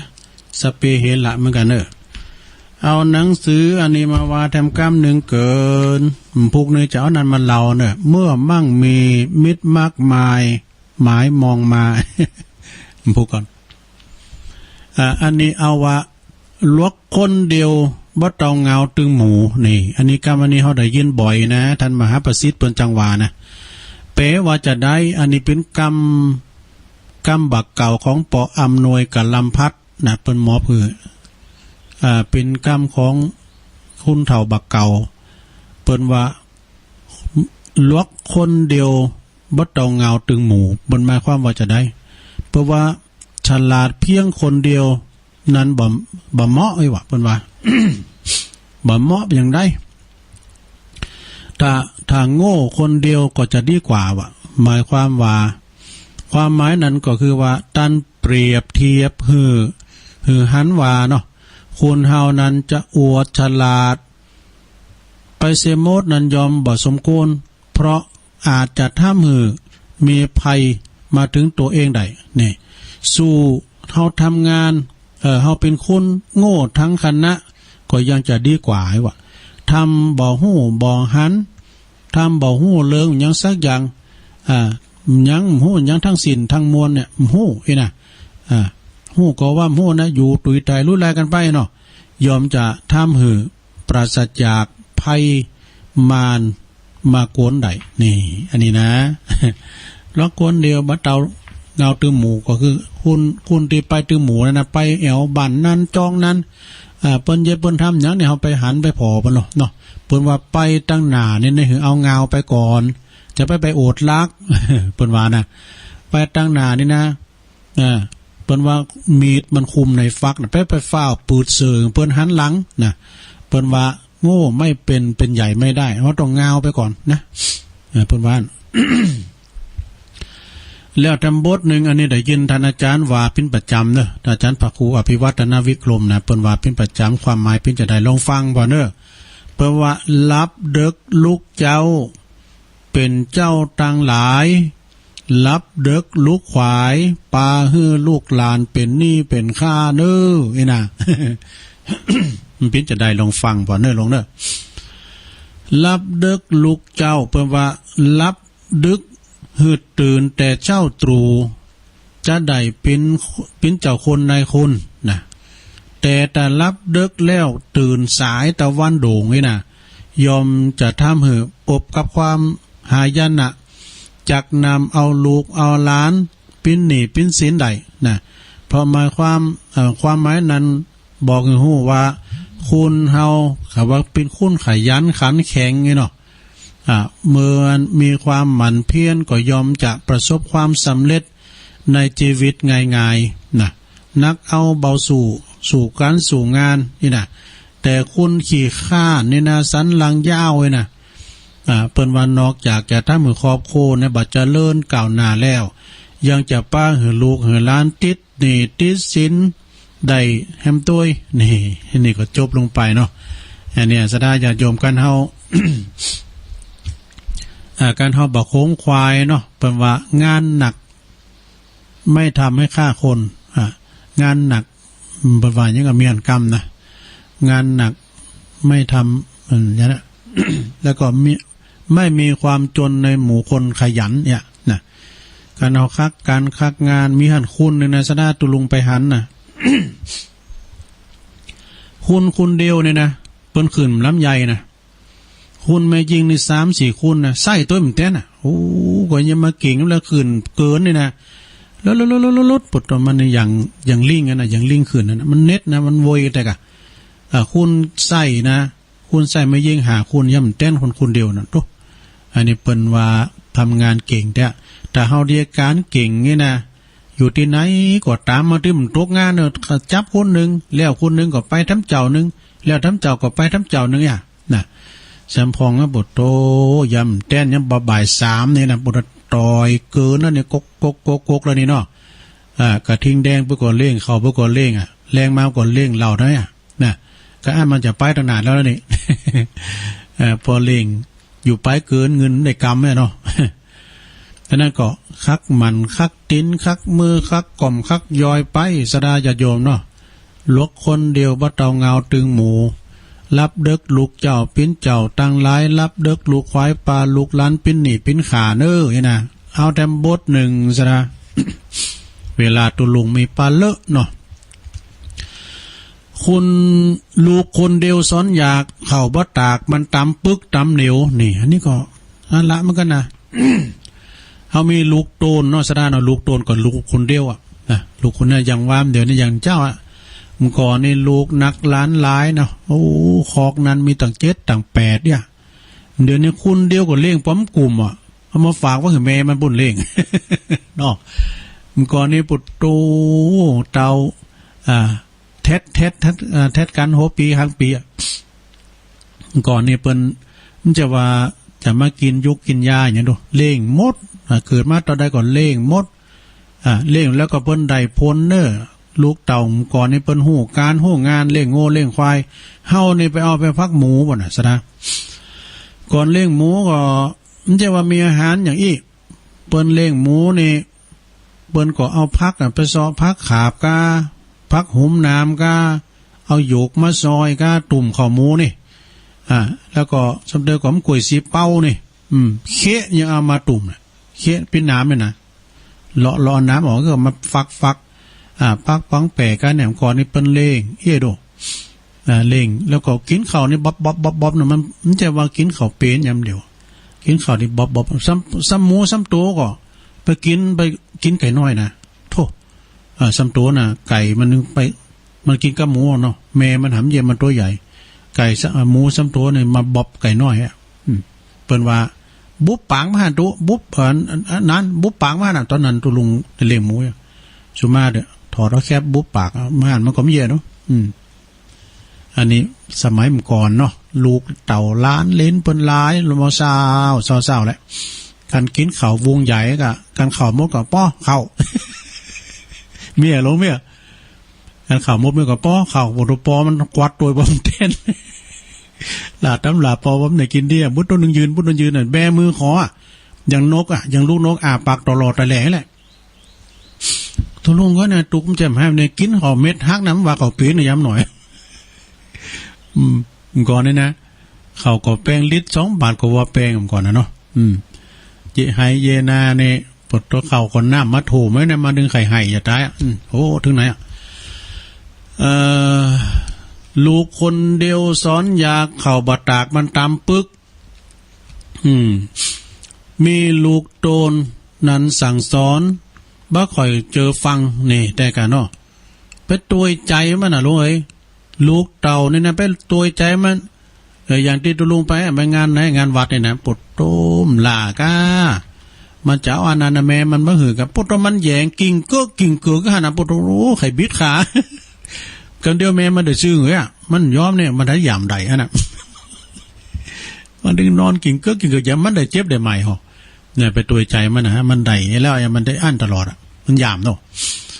มีลูกโตนนั้นสั่งสอนบ่ค่อยจะเจอฟังลูกโตนก็คือลูกคนเดียวอ่ะนะหลวงเขาจะนำไปตากเขาที่จะนำไปตากนั้นก็จะต้องตากเสียก่อนเสียก่อนหากว่าบ่นำไปตากแล้วนะเวลาเฮาเอาไปตำน่ะมันเปลือกมันเหนียวอ่ะประมาณน่ะมันบัดแตกมันบ่ค่อยแตกนะมันพอยอ่ะอีเด้อเนาะก่อนนั้นห้องสีน้อยนะเขาก็ห้อมตากนี่นะเอาไปสีน่ะบ่เดือดร้อนเด้อเจ้าของห้องสีเดือดร้อนมันขี้กืนว่ะแล้วเขาก็ปิ้นเปลือกอันนี้แล้วก็การไปสีเขานะไปหาเป็ดหาบุ้งเนาะไปซุปแคบแต้ลงมันดีดทรายเขาใส่บุ้งนะเฮาก็เคยนะบ่โอ้ปอเฮาเดือดนี่บ่เฮาได้ซุปแคบดอกก็เป็นหาบเข่าให้นะหาบเข่าไปโฮงสีนะแล้วทำบทนึงเนาะสถานเนาะแอมบทนึงเปิดกว่าลูกก็เดี๋ยวอันนี้มันแปลการเข้าไปเดี๋ยวลูกก็เนี่ยเพราะว่าลูกยิงกับแม่โพอันนี้ว่าเด้อเนาะ เดี๋ยวกำบักเก่าด้วยหนังสือแม่แดงเนี่ยดอกตันหล่อมเปิ้นหือเนาะเอาติ๊กว่าจัดหลายเนี่ยหนังสือต้องตะเบียดทำเนี่ยมันก็เอี้ยน่ะบุดเอา1 มาว่า1 เอา 1 วากันเนาะโหลเนาะ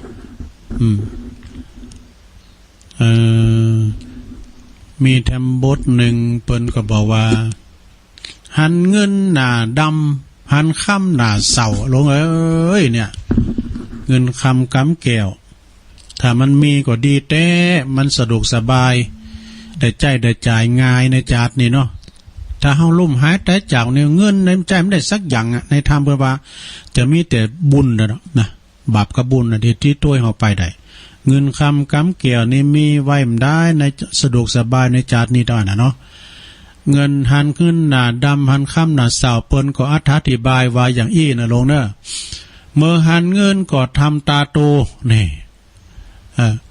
หันเงินก็ทำตาโตคือตาหลงก็ความโลภก็จะเข้ามาครอบงำจนวันหน้ามืดสามารถที่ว่าจะทำความชั่วให้ได้นะแต่กันเนาะโอ้ปองก็ไปหันเงินที่หันที่นี่นักแต่นะท่านหลักใจนะทำความชั่วได้เพียงเปอขอได้เงินนั้นมาเป็นของตัวเองนี่ขั้นเมื่อว่าหันทองแถมเนี่ยเจ้าหันเงินเดี๋ยวนี้หันทองขั้นเมื่อหันทองก็ยิ่งเกิดความโลภขึ้นมามีขึ้นมายิ่งกว่าเดิมเนี่ยเขายิ่งกว่าเดิมเข้าไปอีกนะเป็นกรรมตำนิติเตียนคุณที่หันแก่ใดนี่หันขึ้นหันเงินหนาดำหันค่ำหนาเสาเนี่ยเปิ้นว่านะสดาญาโยมฉะนั้นก็ขอฝากไว้เนอะคุณเฮานี่ถ้าหากว่า มีเตาที่มีอยู่เนี่ยพอใจเตาที่มีอยู่เนี่ยก็เป็นดีล่ะหันว่าเปิ้นนักโอ้เปิ้นมีนักแล้วเฮาใครได้นักแล้วเปิ้นนี่น่ะอันนี้มันจะมีเกิดความโลภขึ้นมาหันเงินหนาดำหันค่ำหนาเสาแอมกำหนึ่งเปิ้นก็ว่าไอ้เด้อหัวใจคุณเหมือนคุ้มมีดผ้าจับลังเถียนกาก็ปอฟันนี่จับลังเถียนนั้นคมก็เหมือนสันคุมมันบอกคุมเหมือนทั้งสันมันซ้ำเติมไปฟันซ้ำเติมไปฟันแล้วจังปอจังเปิดนะคุมมันอ่อนโน่นเนาะมีดเนี่ยมันเสียงคุมจุบเนี่ยมันก็อันฟุ้นมันก็ดื่มผายซะนะอันนี้เปิ้นหมายความว่าอีเนี่ยหัวใจของคุณเฮานั้นนะเปิ้นเปรียบไปเหมือนคุ้มมีดนะหัวใจของคุณเฮาเนี่ยนะเปรียบเหมือนคุ้มมีดบางลิมคมกริดนะก็คมกริดบางลิมก็บ่มีคุมนี่บางลิมก็มีคุมนะคุมในฟักเนาะดูต่างคุมนั้นก็ดูต่างคุมต่างสันก็หนาเหมือนกันว่ะเนาะโอ้มันไปฟันอย่างเขาพอตั้งสันก็เหมือนกันพอตั้งคุมก็เหมือนกันบางทีเอาไปฟันยังก็บ่เข้าบางทีเอาไปฟันยังเขาก็ยังจะงอนะโอ้มันหักมันงอหรือว่ามันบางมันบินเสียหายได้ความหมายนะเปิ้นก็บอกไว้เนี่ยความหมายนั้นก็เหมือนกับคุณเฮาเนี่ยนะสถาญาโยมนี่บางคุณนั้นก็มีหัวใจนักแน่นเด็ดขาดนี่บ่หวั่นเกรงต่ออิทธิพลหรือว่าสิ่งใดๆเปรียบเหมือนมีดคมกริดนะมีที่มันคมกิดแต่บางคนนั้นก็เป็นคนเลาะและโลเลใจบ่เตียงหมันบ่ใจบ่หมันคงนะเมื่อแรกๆนั้นก็เมื่อแรกๆนั้นทำทาวาจะไปได้ดีครั้นเมื่อถูกกระทบกระทั่งเขานิดหน่อยเนาะก็กลับเกิดความกลัวไปแล้วบักกาที่จะต่อสู้ในสิ่งนั้นต่อไปนี่อีกกาโกๆนะคุณมาคูน้อยเนี่ยมาคูน้อยก็มกะเอาแล้วนี่มันก็มกะแล้วฉะนั้นก็ศรัทธาญาติโยมทั้งหลายอันนี้เป็นกรรมบักเก่าเนอะ กรรมบักเก่าเราไว้ก็เอามาอูสู่จูกันฟังนะเอานี่ทำกรรมหมดงานสันเล่าศรัทธาเอ้ย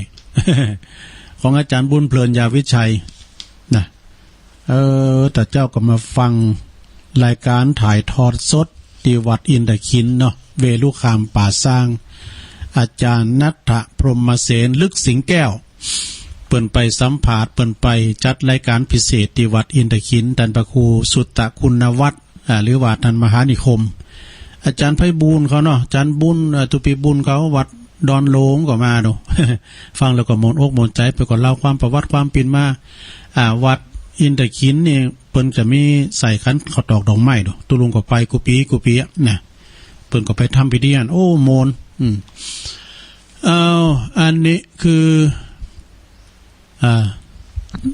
รายการของแก้วสารพัดเนอะการจบอันนี้ตุลุงจะลองเปิดสายไปเลยนะเพราะว่าแรงนี่ในสายมันจะห่างหน่อย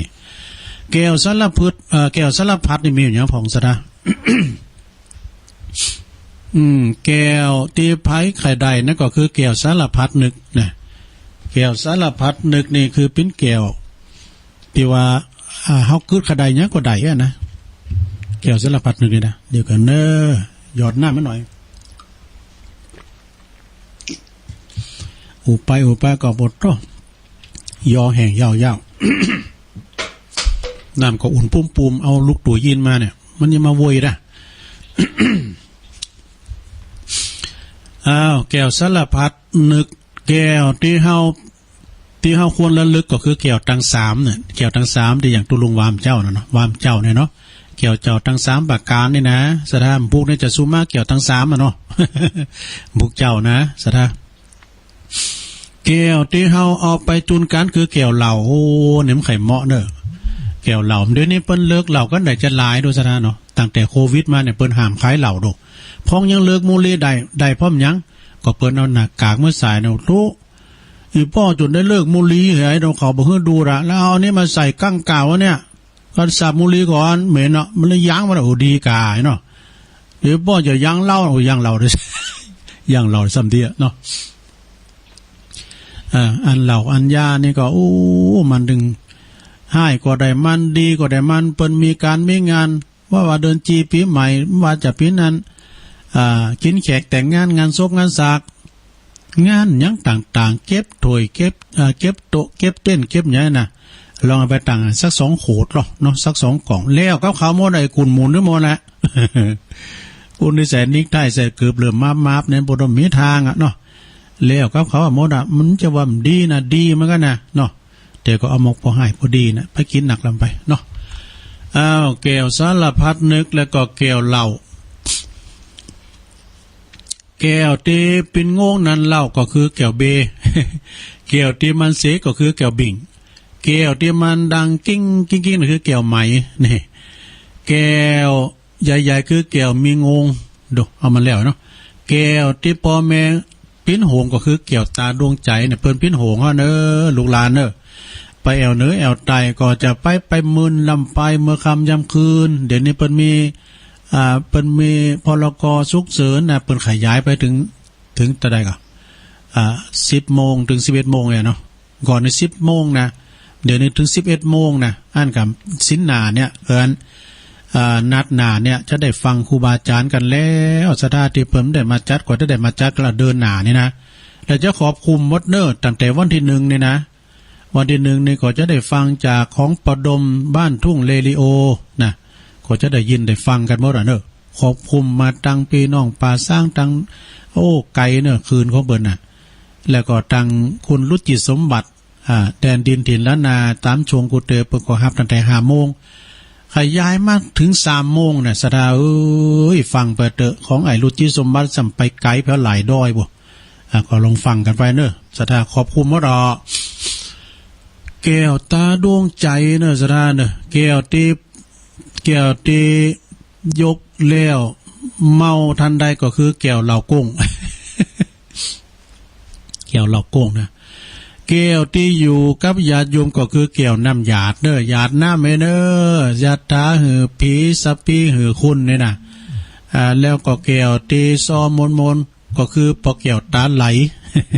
พอแก้วตาไหลอยู่ไก่หิมปิงไข่ตายปิงก็ไม่ยิงอาบน้ำ บทซอปุ่นนะ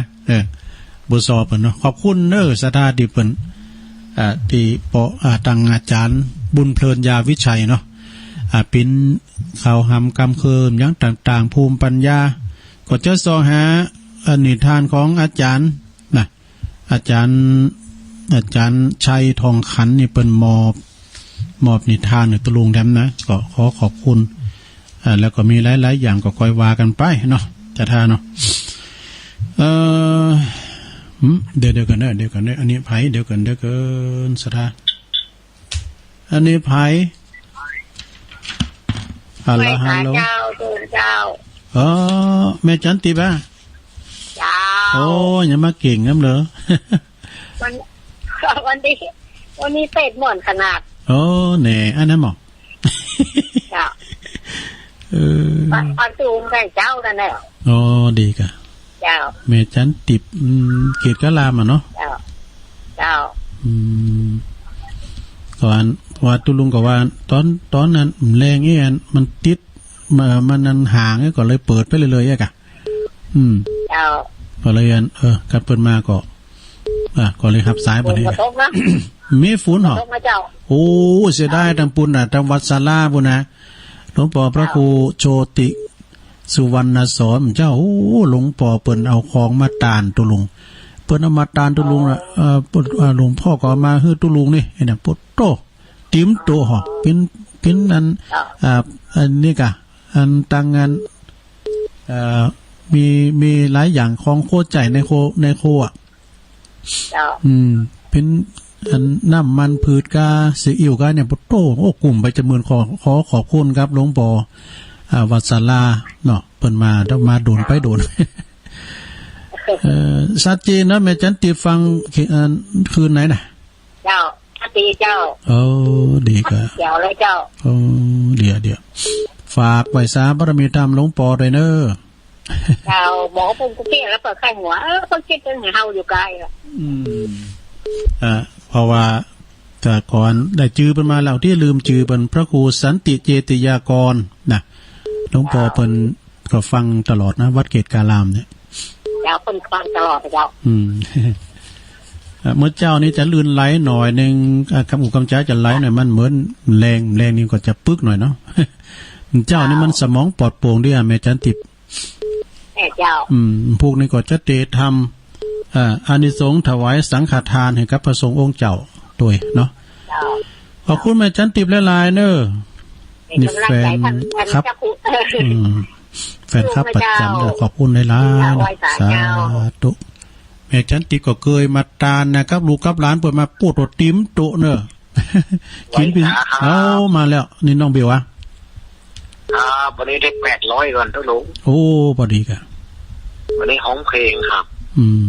เดี๋ยวนี้เปิดนั้นลดเวลาลงถึงตีสามแล้วเหรอ5 ทุ่มถึงตีสามนั่นแหละห้างนี่จาก2 ทุ่มก็ปิด3 ทุ่มปิดนะกะเปิ้นปล่อยเปิ้นนั้นปลดปลดนั้นล็อกตัวหน่อยกะหน่อยปลดลักบ่ได้ไงเดี๋ยวเชื้อโรคมันจะเข้ามาเองยังได้กระตามเอาใส่ผ้าปิดปากไว้น่าดีละโอ้ไ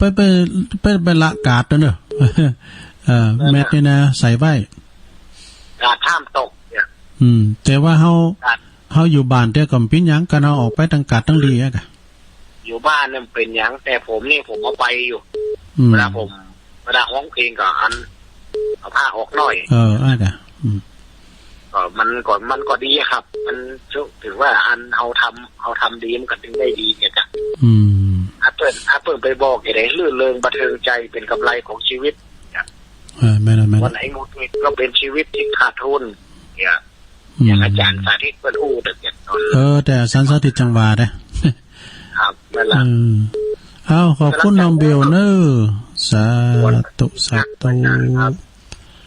น้องเข้ามาใหม่เด้อเข้ามาใหม่ตุลุงกำลังจะกดหับมันรอมึน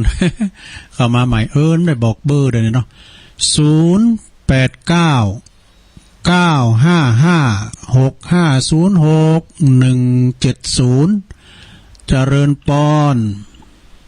ไว้สาครับลุงไอโควิดมาแล้วครับน้ำพริกตามอยู่ฟังชัดเจนดีขึ้นก็แต่กะโอ้ยได้ลุงตัดดัวจะประกอบอาบน้ำมันเปิดฟังคำไม่เอาเลยจ้ะอากาศก็ร้อนหนูยังไงตัดดัวมันร้อนกับอาบน้ำรำนองกับมาเปิดฟังแล้วกันก็เยอะไปครับมันก็ทำเพื่อเอาเย็นใจสบายใจที่เปิดฟังคำไม่ทำโมเนี่ยครับเมื่อคืนเมื่อก็ฟังหลวงพ่อใหญ่เนี่ยว่าจะเดททำคาถาปลาช่อนครับจะได้เตรียมน้ำหมกเตรียมมันใต้ได้กินว่าที่ยังโยเอาไว้บนหัวยังนอนนะอากะบอกหลวงพ่อมันจะมาแล้วดีนะขอบคุณไอ้โควิดหลายๆเด้อไปสาอันนี้เป็นเกษตรกรดีเด่นเนอคักการคักงานไอ้โควิดวัดดอยหลังถ้ำเจริญปอน ไว้สาเจ้านมัสการท่านพระครูเจ้าแม่อยู่ไหนน่ะอยู่เมืองฝางบ้านแม่สิงน้อยเจ้าแม่ยังก่อนแม่เสียแม่อินทนินสิปีเจ้าแม่อินทนินชื่อจันงามหน่อยได้อินทนินนี่โทรหาท่านนะตั้งแต่วันศุกร์ก่อนปุ๊บเนาะแม่ก็มาได้สายเหนียวแน่นขนาดแต่แม่อยู่บ้านนี้ก่ออยู่บ้านแม่สุนน้อยเจ้าบ้านแม่สุนน้อยเนาะที่ไปทำบุญที่วัดพระบาทอุดมคราวแล้วที่ท่านมากันมาพ่อพระป่าที่ปนันพรมนั่นจ้ะกะแม่ปนันพรมนะที่ปอจานน่ะเนาะปอจานปจือนันพรมเนาะมาใช่เพราะอาจารย์เพิ่นชื่ออันก็นานทองคำรัตนธรรมอย่างแล้วเพิ่นไปวันที่ท่านอาจารย์อันมาวันตาลนะวันทำบุญนะปอจานวัดพระบาทอุดมในจืมหยังบ่ฮู้เนอะคนละจานนี่แหละป้าเปิ้นก็เขาก็มาจำบ่รู้จักชื่อเปิ้นนะท่านไม่ฟังเจ้าละกะเจ้าฟังแต่เช้าละเจ้าไปเก็บจีช่วยน้องก็เปิดเอา3 โมงท่านมาพอดีก็ปิดน้องมาส่งก็มาเปิดฟังเนี่ยจ้ะพอดีก็โทรบุกเจ้าก็มาอยู่เจ้าแต่เจ้าก็บัตันนะแต่เจ้าก็บัตันเจ้าฝากทำบุญไปกับท่านที่ฝากไว้เจ้าคณะอำเภอฝากหอมไปแหมเนี่ยว่าเพื่อเป็นประหยัดทำกินเนี่ยก็ก็สบายใจฝากท่านพระครูพิวัตรอย่าจุดเนี่ยแต่ทำบุญก็เปิ่นตัวฝากที่วัดตุลุงเนี่ยมันได้แหมกินมันเพราะว่าพันเดนมันหลายอ่ะเดี๋ยวยังม้ามครบเลยนะมาหลายก่อกันถ้ามาครบมากกว่า10 ปลายเจ้าหลวงพ่อวัดสลากับมาหอมเอาโคมาฝากหอมเตรียมไปทำบุญตัวน่ะวัตถุดิบเนี่ยแม่นะเจ้าฝากไปเนี่ยเพราะว่าเอาของสดๆก็มาได้อ่ะก็เลยไปทำบุญก็โทรหาท่านก็ตื้อหามาแจ้งอย่างงั้นคือกำลังใจเจ้าดีแล้วแม่อินทนีเอ้ยผู้ก็โทรมาแล้วเดียวอ้วนใจเจ้าเนี่ยกะเดียวก็ย่ำเก็บดอกมะลิเก็บเป็นอย่างมานี่แหละบึ้ดก็จะสวดมนต์ไหว้พระเห็นไหมจ๊ะอากะถูกละบึ้ดก็ฟังหลวงปอได้มาคืนบึ้ดเจ้าฟังหลวงพ่อที่กระดาษปลาช่อนเนี่ยยินดีเนอะไม่ยินดีเนอะขอบคุณหลายๆเนอะสาธุสุขภาพแข็งแรงนะจ๊ะเหมือนกันแม่อินทนินบ้านแม่สุนน้อยเจริญปอนเป็นสาเจ้าแม่ย่อยสันไส้อ่ะเจ้าแม่สมพัฒน์มาแล้วเจ้าฟังเจ้าวันนี้ม่วนดีดีสนใจดีเจ้าชีวิตบ่แน่นอนนะเนาะเจ้าชัดเจนดีเจ้าเนี่ยขอบคุณขอบคุณเนอะแม่สมพัฒน์เนอะสาธุโอ้สายกึ้นอยู่เนอะเดี๋ยวนี้นะสายที่6เจริญปอนเอาให้ใหม่น้องเจว่าชื่อเปิ้นกดล่ำไหมล่ะกดทำกรรมกดเลยเขาไม่ฟังเราเลยเอาให้ใหม่เขามาใหม่เนอะเจริญปอนเจ้านมัสการเจ้าตุลงเจ้าคุณโยมดีเจโยมพิสมัยเจ้าฟังอยู่แม่ลิมแล้วก็บึ้ก่อนแล้วทำมาใครเครียดเนาะคืนเพื่ออะสายมันน่าแต่ว่าเฮาก็บ่รู้ละนะเห็นไฟตุลุงนั่งเจ้านะตุลุงก็อินดูเปิ้นนั่นน่ะเปิ้นฮับไหนอ่ะคนเฮาก็อินดูเปิ้นแล้วเป็นหยังตุลุงอุ้มได้ก็ได้เสาร์ที่ขอฟังเขาไก่เหมือนคุณผู้ฟังที่ฟังรายการตุลุงเนาะถ้าอยากฟังถ้าฮับคลื่น104ได้เนาะเสาร์ที่ชัวขอเชิญทำมาขายเขียดนะจ๊ะคำเบื่อเนาะขึ้นเบื่อกันเนาะแต่ขึ้นเบื่อกันเนาะวันเสาร์เนาะมันถูกอ่ะโอ้แต่เราลุงไอ้นี่นะบททุกคนเท่าวันนี้วันศุกร์ตั้งแต่3 ทุ่มถึงเที่ยงคืนแต่เอาเพลินไปเลยเนาะจ้าขอบคุณยินดีโยมพิสมัยนางเนอสาธุอันนี้โยมดีเจจบแล้วการตุลุงก็ฟังอนาลัยทำเนอธรรมะคลินิกเจริญปอน ไม่สาเจ้าสุลงอันนี้แม่เอื้องไพรยังไงต้นเปาโอ้ตุนเปาแม่อาเลียเจ้าเนี่ยโยมพิสมัยกำลังมาเนี่ยเจ้าแม่อาลียังฟังอยู่ตลอดไม่ต้องโทรหาไม่ได้น่ากะหายไปนี่ตุนเปาในสันกำแป้งอ่ะเนาะเจ้าสกพอีกาก็โทรมาพร้อมกับอันถ้าเดี๋ยวหัวเพิ่นก็ฟังอยู่อันนี้บ่โทรก็ฟังอยู่ฟังกันหลายอยู่เจ้าดีกะเจ้าก็เปิ้นหลายแล้วเฮาก็บ่รู้โทรฟังเปิ้นโทรก็โมนะเด้เจ้ามึงฟ้ากันพดมาตั้งพิมพ์แล้วอ่ะพดไปพดมาเนี่ยตั้งแม่แจ่มยังมาเด้อน่ะเดี๋ยวก็มาขอบคุณแม่อาลีนักๆเด้อตุ่มเป่าสันกำแพงดีละเปิ้นก็ฟังอยู่เปิ้นจะว่าฟังเปิ้นก็ฟังอยู่ขอมาใหม่เด้อขอมาใหม่858เดี๋ยวขอมาใหม่ไปฝากวางหูแล้วกะเจริญปอนทิศแล้วสายที่8โยมอยู่ตั้งใดอยู่เวียงหล่องก็จ้างเวียงหล่องเจ้าเมซีทอน่ะแม่บัวคำแม่บัวคำเนาะแม่บัวคำจีนาแม่บัวคำจีนาเจ้าจ้างเวียงหล่องบ้านแม่เพี้ยนเขาน่ะเนาะบ้านแม่เพี้ยนเขาน่ะกันเนาะมาใกล้ดูคนตาจ้างเจ้าตาจ้างมันตาจ้างตั้งน้องพี่กะตาจ้างนี่ครับอันนั้นตาจ้างเก่าเนาะบ้านนั้นแม่เพี้ยนเขาน่ะเนาะบ้านนั้นน่ะกะบ้านนั้นฟังถามกันหมดเนาะฟังเจ้าก็ฟังคืนไหนน่ะอย่างที่มันเลย98อะกะ.75ขึ้นใหม่เฮาขึ้นบ่อยแล้วไม่ก็ว่าฟังมันแป้มันไหวนอนก็นั่งฟังแล้วก็ได้ร้ายนอนนอนมัน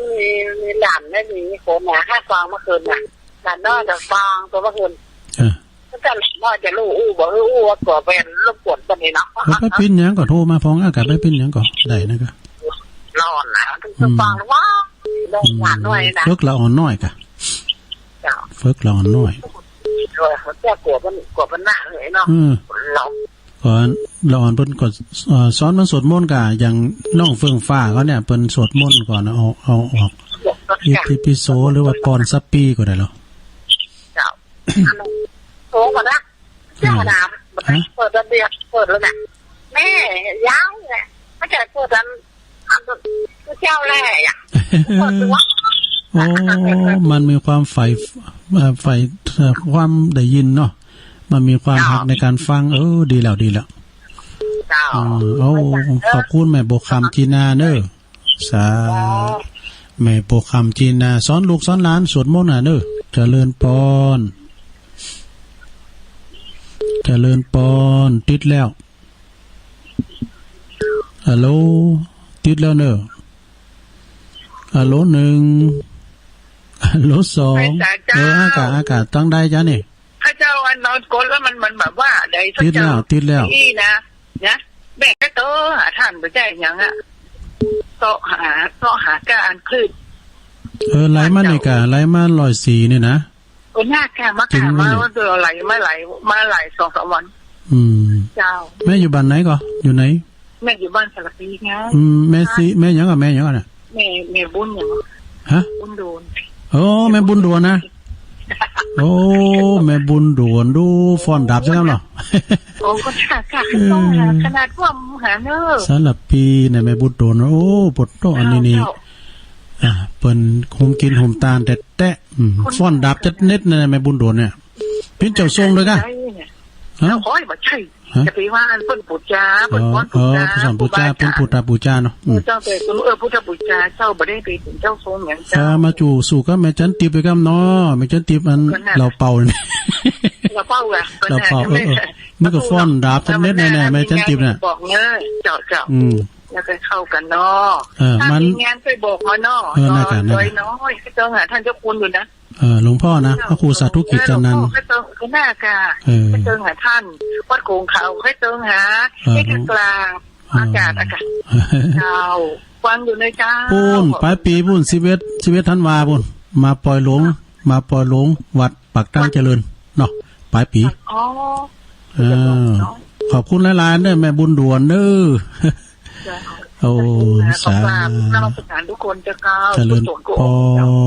รโตแม่บุญโดนนั่นนี่นะเจริญพร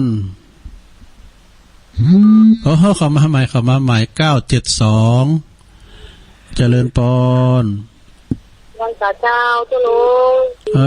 อันนี้ตอนใดจะหาเสียงคุ้นๆนะไม่คือดอยสะเก็ดแต่แม่คือดอยสะเก็ดเนอะฟังเจ้าละกะเจ้าฟังเจ้าละเจ้าก็ฟังเมื่อเจ้าก็ฟังเนาะเจ้าละเจ้าดีกะฟังที่นี่เนอะโอ้ขอบคุณหลายๆเพิ่นฟังเจ้าทำเจ้าขอบคุณเนอะแม่โอ้บุญรักษาอันนี้ก็เพิ่นฟังตลอดนะตำปูนจะได้ยินก็หาโบกก้างก็เนี่ยนะทางพี่น้องจอยองสันกำแพงปุ่นนะเจริญพรโอ้ดังกอยไปหน่อยแม่อยู่ไหนฝางเจ้าโอ้เมืองฝางไงแม่ยังวะแม่ยังแม่จันทรีฮะแม่จันทรีโอ้แม่จันทรีเนาะเจ้าจำได้ก็แม่จันทรีอ่ะเพราะนั้นก็เคยโทรละกันได้กะน้องชัดเจนดีเนอแม่จันทรีอยู่ฝางเนาะบ้านยังบ้านแจงหัวลินได้กะแจงหัวลินเนาะแจงหัวลินเวียงฝางสถาวัดต้นโหนท่านอายุเท่าใดว่าเลี้ยงหมูเลี้ยงเป็ดเลี้ยงไก่อย่างนั้นก็ประมาณ30อ่ะก่อนนี้ก่อนนี้เปิดไปเอาที่ไหนก็ไม่ได้ไปเอาตุกน้ำก่อนเนี่ยโตเอาพักหมูเลี้ยงเป็ดก็เคยเลี้ยงมาแล้วควายซ้ำเลี้ยงยกแม่ก็เลี้ยงมาละเลี้ยงควายเลี้ยงหมูยุกตำข้าวตำทำได้นี่ลาทำได้นี่ขาดทุกเห็นไปเลี้ยงควายเพราะมันถึงได้เป็นครูเรียนลบมันก็จบไปเองนั่นแหละมาคืนหอมเดี๋ยวนี้อากาศมันพยาปึกอ่ะตุลุงมาศึกษามาหน่อยปลายก่อน70ปลายละดีกะ76แล้วถ้ายัง60โอ้ยินดีกับแม่จันทรีเนอะสาธุอีกอ่ะแป๊บปิ้นยังก็โทรมาผู้ก็โทรมาดำเนอะผู้โทรมาแถมแม่จันสมนี่หายเสียพอเจริญปอนไวสาตันเจ้าวันนี้ได้หลาย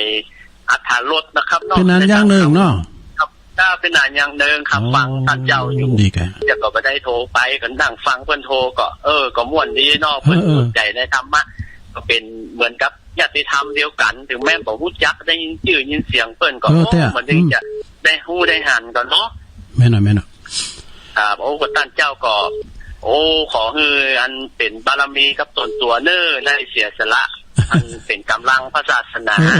ได้คือธรรมะแก่ศรัทธาเนาะครับเนาะแต่มันดึงความรู้ได้แสงสว่างปัญญาอย่างหลายอย่างทำคำสอนพระเจ้านี่นะถ้าเอาบอดได้หูได้ฟังมาก็มืดตึกเนาะได้ฟังก็เป็นของอย่างนี้นะการมันใจหูมันเนี่ยมันป.4มันก็ถึงลุกมานะก็มันบ่าหูมันเนี่ยประเด็นทำเก่าก็ตามแต่มาถึงลุกนะเนาะอันนั้นจะมันไม่เศร้าล้ำคุ้มละแต่พระคุณเจ้าอย่างตัวลุงเนี่ยล้ำคุ้มมาแล้วบอกปัจจัยว่าอันที่เปิ้นมาสนใจเนี่ยจะเป็นอันคนเฮามันก็ของไผของมันเนาะเปิ้นเป็นไปเศร้าล้ำคุ้มแล้วก็ใจมันหูมนะการเวลาได้ออกรายการเนี่ยมาดึงคุบขับเนี่ยนอนจูเก้ากันเจ้าถ้าเขาถึงเวลาว่าวันนี้จะ3 โมงวันนี้วันอย่างไผออกเสร็จซึ่งมีใจใครมาฟังแต่ฟังแล้วมันก็สบายใจนะมันทำมันมันตุ่นใจไปแหมอยู่ได้เป็นคืนกับวันเขาฟังเพลงมันม่วนกำเดียวเพลงจบละมันก็บ่ม่วนละถ้าฟังธรรมะเนี่ยมันยังเหมือนยังอยู่ในจิตในใจของเราตามพระคุณเจ้าเนาะแม่นะนำทำคำสอนนี่แต่โลกเป็นครูบาอาจารย์บอกว่ามันจุ่มมันเย็นเนอะมันเย็นของฮ้อนเนอะแต่ ขอกลับแต่ใจไว้สาบารมีธรรมท่านพระคุณเจ้าด้วยนะครับขอเป็นกำลังพระศาสนาสืบต่อไปนะครับไว้สาครับโอ้ขอบคุณเป็นนานแต่เนออันนี้เป็นมาคือกำลังใจตุลุงเป็นนานจากสารปีอย่างเนึงพุทโธเปิดกระดาษปิ้นดักเทศเก่าเสียงเป็นปล่อยดีเอาเจริญปอนสายต่อไปโล่งไว้สาน้องเบี้ยวเสียงมันแตกไปหน่อยเลยฮะเสียงมันแตกไปหน่อยโอ้อันจะได้หลีหน่อยก็ฮะเสียงมันตะกี้นี้เสียงมันแตกไปหน่อยตุลุงผมจะเย็นอย่างมานามเดี๋ยวนี้นะมันจะได้เล็งวอลลุ่มจะได้เล็งสไลด์ใช่ไหมนะบอกตุลุงนะเดี๋ยวตุลุงจะลองแปลงพอกันเนอะก็ว่าตุลุงเอาไม้ไว้ไก่ปากแล้วไปจ้ะครับผมไม่แน่ใจครับเดี๋ยวปรับปรุงให้ใหม่เนาะขอบคุณน้องเบลนางๆเนอะไว้สาธุ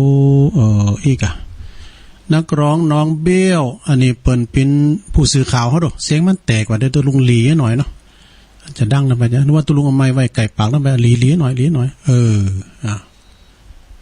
อ้าวสายต่อไปเจริญปอนครับพระสาเจ้าแม่บุญพินมาแล้วทำไมเรื่องควายหรอเนาะควายยังไงใช่ค่ะถ้าลูกปลามันจังหวะลูกปลามันจังอู้เล่นอู้เขียวพอมันช่างเจ็บพอปลิงกันแบบผมเต็มหัวมีผมมาได้ไอ้ลูกถ้าคนเกลียดมันลืมเนี่ยมันแค่มีคำแค่เดียดคำนะสมัยแต่ก่อนนี่มันคุกคีกับสัตว์เฮาเนาะอย่างโง่ควายเป็ดไก่หมูม้า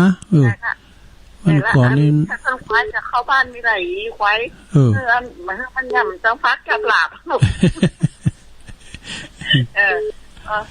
มากอะบอกแม่ว่านั่นกับหลาบมันก็ได้ควายมันตัวก็ได้หรอกแต่เดียวนี่สมุนมีควายเข้าบ้านนั่นนะเนาะนี่ก็ทางตู้ลุงมันหมดดีตู้ลุงสามสาวเกือบตู้ลุงยังอยู่นี่มาได้ไปหาอันตู้ลุงจะพอประเดียวอ่ะเด้อจะเป็นกำลังใจโอ้ขอบคุณแม่บุญพินนักๆเด้ออีกอะโทรเข้ามาเติมปิ้นยังเนาะ0899556506เจริญปอนจะแงกแล้วแม่มาแล้วแม่จันสมมาแล้วโอ้แรงนี่เหรอว่าติ้นอยากแต่โหหาว่าสายห่างบอกว่าห่างสายขึ้นเหมือนกันนะได้เน้นเน็กเน้นเน็กปะทออันพูดถึงวันถูกนี่ตุ้ลุงเอาเยอะเนาะผู้คำเจ้านี่ค่ะวันเสาร์แต่เจ้านี่ไปกันนะคนได้ก็จักว่าคนฟังกับจะนักเนื้อวันเฮาไหนเราดีกันไปตั้งใจก็นี่ก็คนจักว่าฟังกันจะนักเนื้อเป็นตัวแทนกันเนาะแม่ชั้นสมเป็นตัวแทนเปิ้นใครโทรแต่เปิ้นนั้นโทรมาเหลือเฮาเนี่ยโทรมาหาตุลุงนี่เป็นจริงยังเหลือเฮานี่จัดของไว้หนุ่มติดง่ายๆ3เสื้อมันติดนะแล้วมันหลุดไปเหนื่อยอ่ะก็แม่ปานนี่จะมาโทรกลางหาแม่ปานนี่ขอโทรก่อนเวลากำลังมาโทรก่อนเวลาเท่าสุดใจเลยน่าจะเจ้านะเบอร์1อ่ะถึงติดก่อนไปละกำลังใจนะเจ้าขอบคุณแม่จันสมหนักๆเด้อสาธุสมตัวเนออันนี้นะแม่จันสมเปิ่นปิ้นเสียวเดียวกับปอดจานวัดนะวัดแม่ไอหลงลืมจื้อไปไหนปอดจานอู่กันจัดดีตัวลุงลืมซองเป่าที่เปิ้นเขียนมาน่ะเอาไปไว้ให้ตินไหนพุ่นน่ะแต่ว่ามันน่ะบ่ซะว่าในปีนันพมน่ะเจริญปอนไม่สาเจ้าตอนใดจ้ะนี่หวยไส้บันที่เจ้าหวยไส้เป็นน้องหวยไส้แม่ยังก่อนนี่แม่เข็มทองเจ้าแต่แม่เข็มทองเนาะดีงามเนาะแม่เข็มทองหวยไส้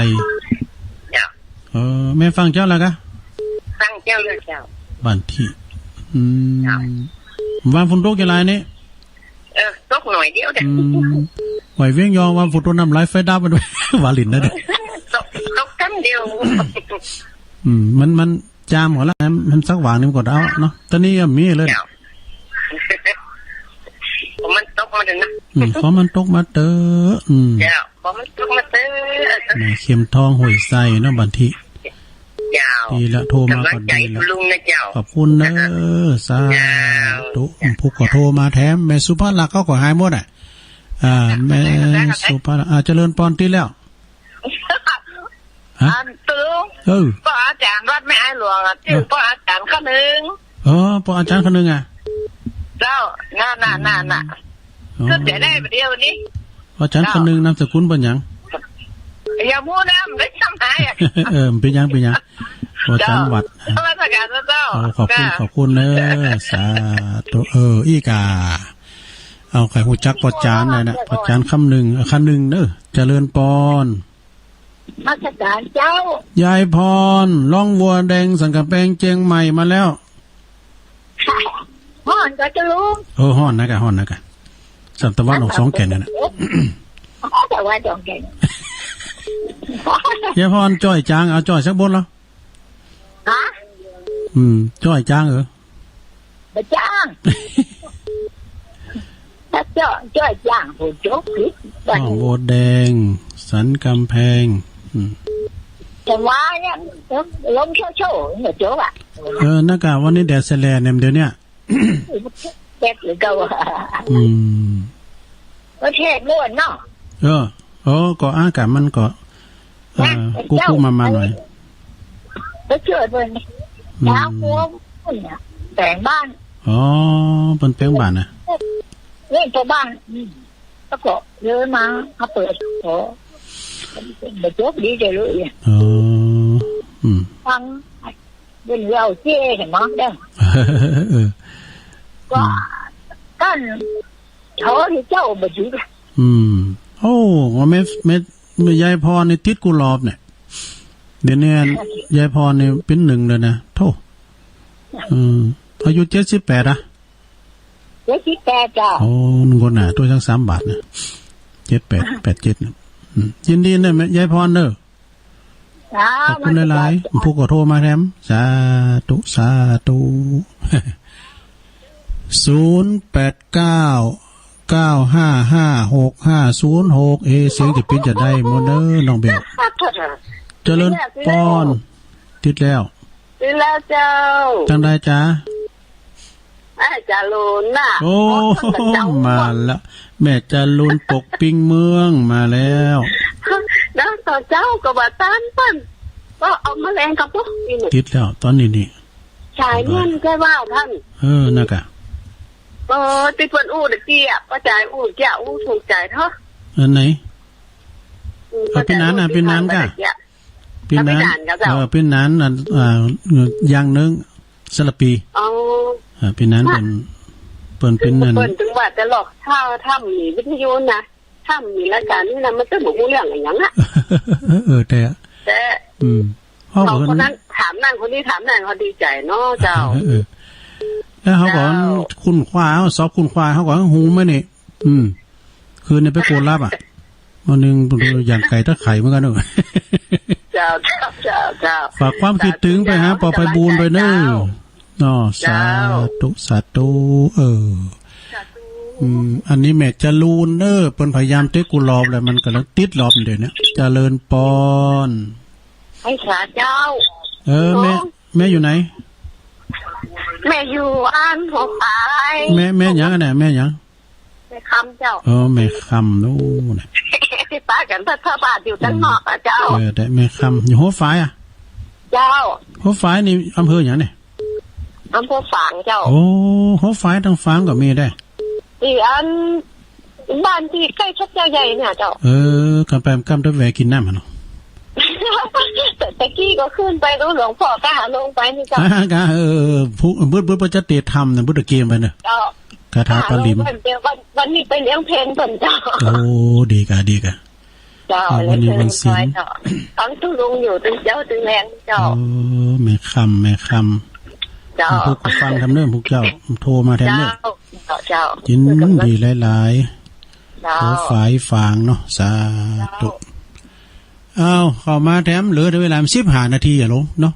089955650นี่เมื่อคำยามคืนเดี๋ยวก็ไปละคืนไปไหนเนอะไปหมุนคืนไปไหน เกาะฟังอนาลัยอนาลโยนะผู้ไม่มีอะไรที่จะมีความห่วงหาอะไรอีกแล้ว จะวัดน้องเงิกเนอเปิ้นจะมาต่อรายการตุลุงนี่นะรายการธรรมะคลินิกเนาะแล้ววันพุธน้ำเนี่ยวันพุธเมื่อคืนนะเจริญปอนไปฝากเจ้าแม่แดงแม่ยังก่อนเลยแม่จันหอมเจียมสันทรายสันต้นเปาเจ้าแม่จันหอมเนาะเจ้าโทรยากเนาะอยู่สันทรายอ่ะเจ้าอยู่สันทรายใครท่านจัดสัก5 วันน่ะโอ้ดีกาโตเมาหมดเลยถ้าบ่มีท่านนี่จะนั่งนอนมันง้อมเจ้าผู้สูงอายุอ่ะแม่จันสมไหมเนาะแม่จันหอมเจ้าแต่จันหอมโอ้เขียนแล้วเด้อเจ้าแม่จันหอมสันทรายท่านกู้สมัยเก่าอ่ะสมัยเมื่อรุ่นที่ไปเกี่ยวหญ้าเกี่ยวหมูอ่ะเกี่ยวยานี่แท้ๆกะเกี่ยวยาโง่นี่นะเจ้าก็เหมือนกันสมัยแต่ก่อนเลี้ยงควายปลูกนาทุกอย่างเดาแล้วก็หาบน้ำมือโง่นะโง่โตมากินน้ำถึงปลูกกันนะถ้าจะรุ่นเดียวกันนี่เสียวเดียวกันในกำลังเสียวจ่ายเนาะนี่ถ้าจะรุ่นเดียวกันมันเหมือนกันเลยเจ้าเอาดื่มเรื่องกำพืชทกเก่าดูเฮามันคุ้นคุกมาเก่าถ้าจะเกี่ยวหญ้าวันพุธวันศิลป์นี่ก็เกี่ยวหญ้าวันละ2 หาบเนาะลูกเหมือนกันนั่นแหละแม่เนาะเจ้าเอาธรรมะธรรมโมน่ะมันม่วนดีเท่านั้นเนาะโธ่แต่แม่จันหอมเนาะเจ้าขอบคุณเนี่ยแม่จันหอมอยู่ซันไซเนาะขอบคุณเจ้าซันไซกำลังมากำลังมาแม่ย่อยซันไซเนาะแม่สมภัทรซันไซตะสะเก็ดโอ้หลวงพ่อมานิดหายแซ่บฮะเจริญปอนแม่จ๋าเจ้าอันนี้บกก็หากอ่ะป่าตึงป่าตึงอันแม่ไข่แก้วนี่หายไปเด้อแม่ไข่แก้ววงคำนี่นะอันนี้แม่ป่าตึงเนาะแม่ป่าตึงบันทีเนาะที่โลงอ่ะเจ้าเอามาอันจำม้วนหัวยาบมาบันทีนะกะหัวยาบได้ฟังอ่ะเมื่อคือ3 โมงก็ฟังเป็นไหนโทรน่ะโทรมาพร้อมกับไปปิ้นยังก่อนผู้ก็โทรมาแถมผู้เจ้าอ่ะผู้เจ้าเดี๋ยวโทรได้มันอู่แห้งก่อนแต่ลูกหลานเขารับได้เขารับพี่ยังมันจะรอแดดฟังดูว่าดีกะตั้งบันทีนี้พุทโตพวกก็ฟังกันหลายเน้อหวยไส้ก้าอีน่ะตั้งบันทีถ้าวันนั้นน่ะไหนกะฮะเฮ็ดนานไหนกะได้มาแล้วล่ะเน้นเขาติดโควิดอยู่นะอยู่พวกอ่ะติดโควิดเหรอปิกไปมันก็มันยังอยู่ปุ่นอยู่นี่อยู่ด้อยบ่อยู่อ่ะมียังวันนั้นนี่ก็ได้เพราะว่ามันยันเจอขอบคุณแม่ปัดตึงนักๆเด้อฟังกันร้อนเด้อสาธุปัดตึงหอยหยาบเนาะเอามาแถมเจริญปอนโอ้สายคืนมากันได้กราบนมัสการโอ้ไหวสาหลวงพ่อมานิดต้องเสียงเข้าให้หน่อยเพราะคนหนุ่มนี่อู้ไปตั้งหน้านะคนชราอู้คืนตั้งหลังก็ถ้าอู้ในอดีตที่พอโทมาเตอร์นะตุลุงเนาะชอบเรื่องชอบของผมชมของเก่าเล่าความหลังคุณทอเนี่ยอันเนี้ยมันจัดล็อกพอดีอ่ะแต่คือสถาคนโทรมาเหตุก่อนยินดูก่อนเวลาอันนี้ตุลุงบอกเวลาจับนักเนาะก่อน4 โมงครึ่งของซ้ำตัวมันมดฝาแล้วนะกะมันมดฝาแล้วมีกับอูนะกะเลยเปิดสายอ่ะ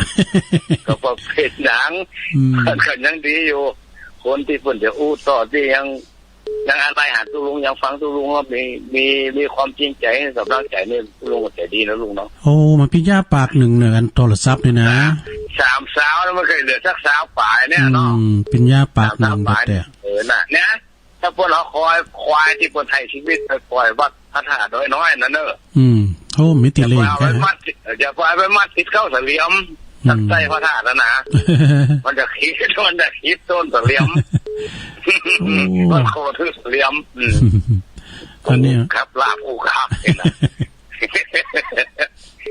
นี่ก็แก้งออกกันไปเนาะกะธรรมะอันไหนที่มันเป็นความดีคิดได้ทำได้พวกเราก็แนว ตามแนวที่เขายังได้เทศพระเจ้าเอามาอู้เพิ่นฟังมันเป็นคำสั่งสอนของพระสัมมาสัมพุทธเจ้าเนาะแม่นเนาะตัวเจ้ากุตนได้เอาคำสั่งสอนของพระพุทธเจ้าน่ะมาสื่อมาถ่ายเทมาถ่ายทอดให้กับสัตว์ทั้งหลายฟังแต่พองลิ้นพองซึ้งใจม่วนใจปฏิบัติได้สักอีกายกันเนาะขอบคุณเนอะให้กำลังใจโอ้ขอบคุณหลายๆเนอะสา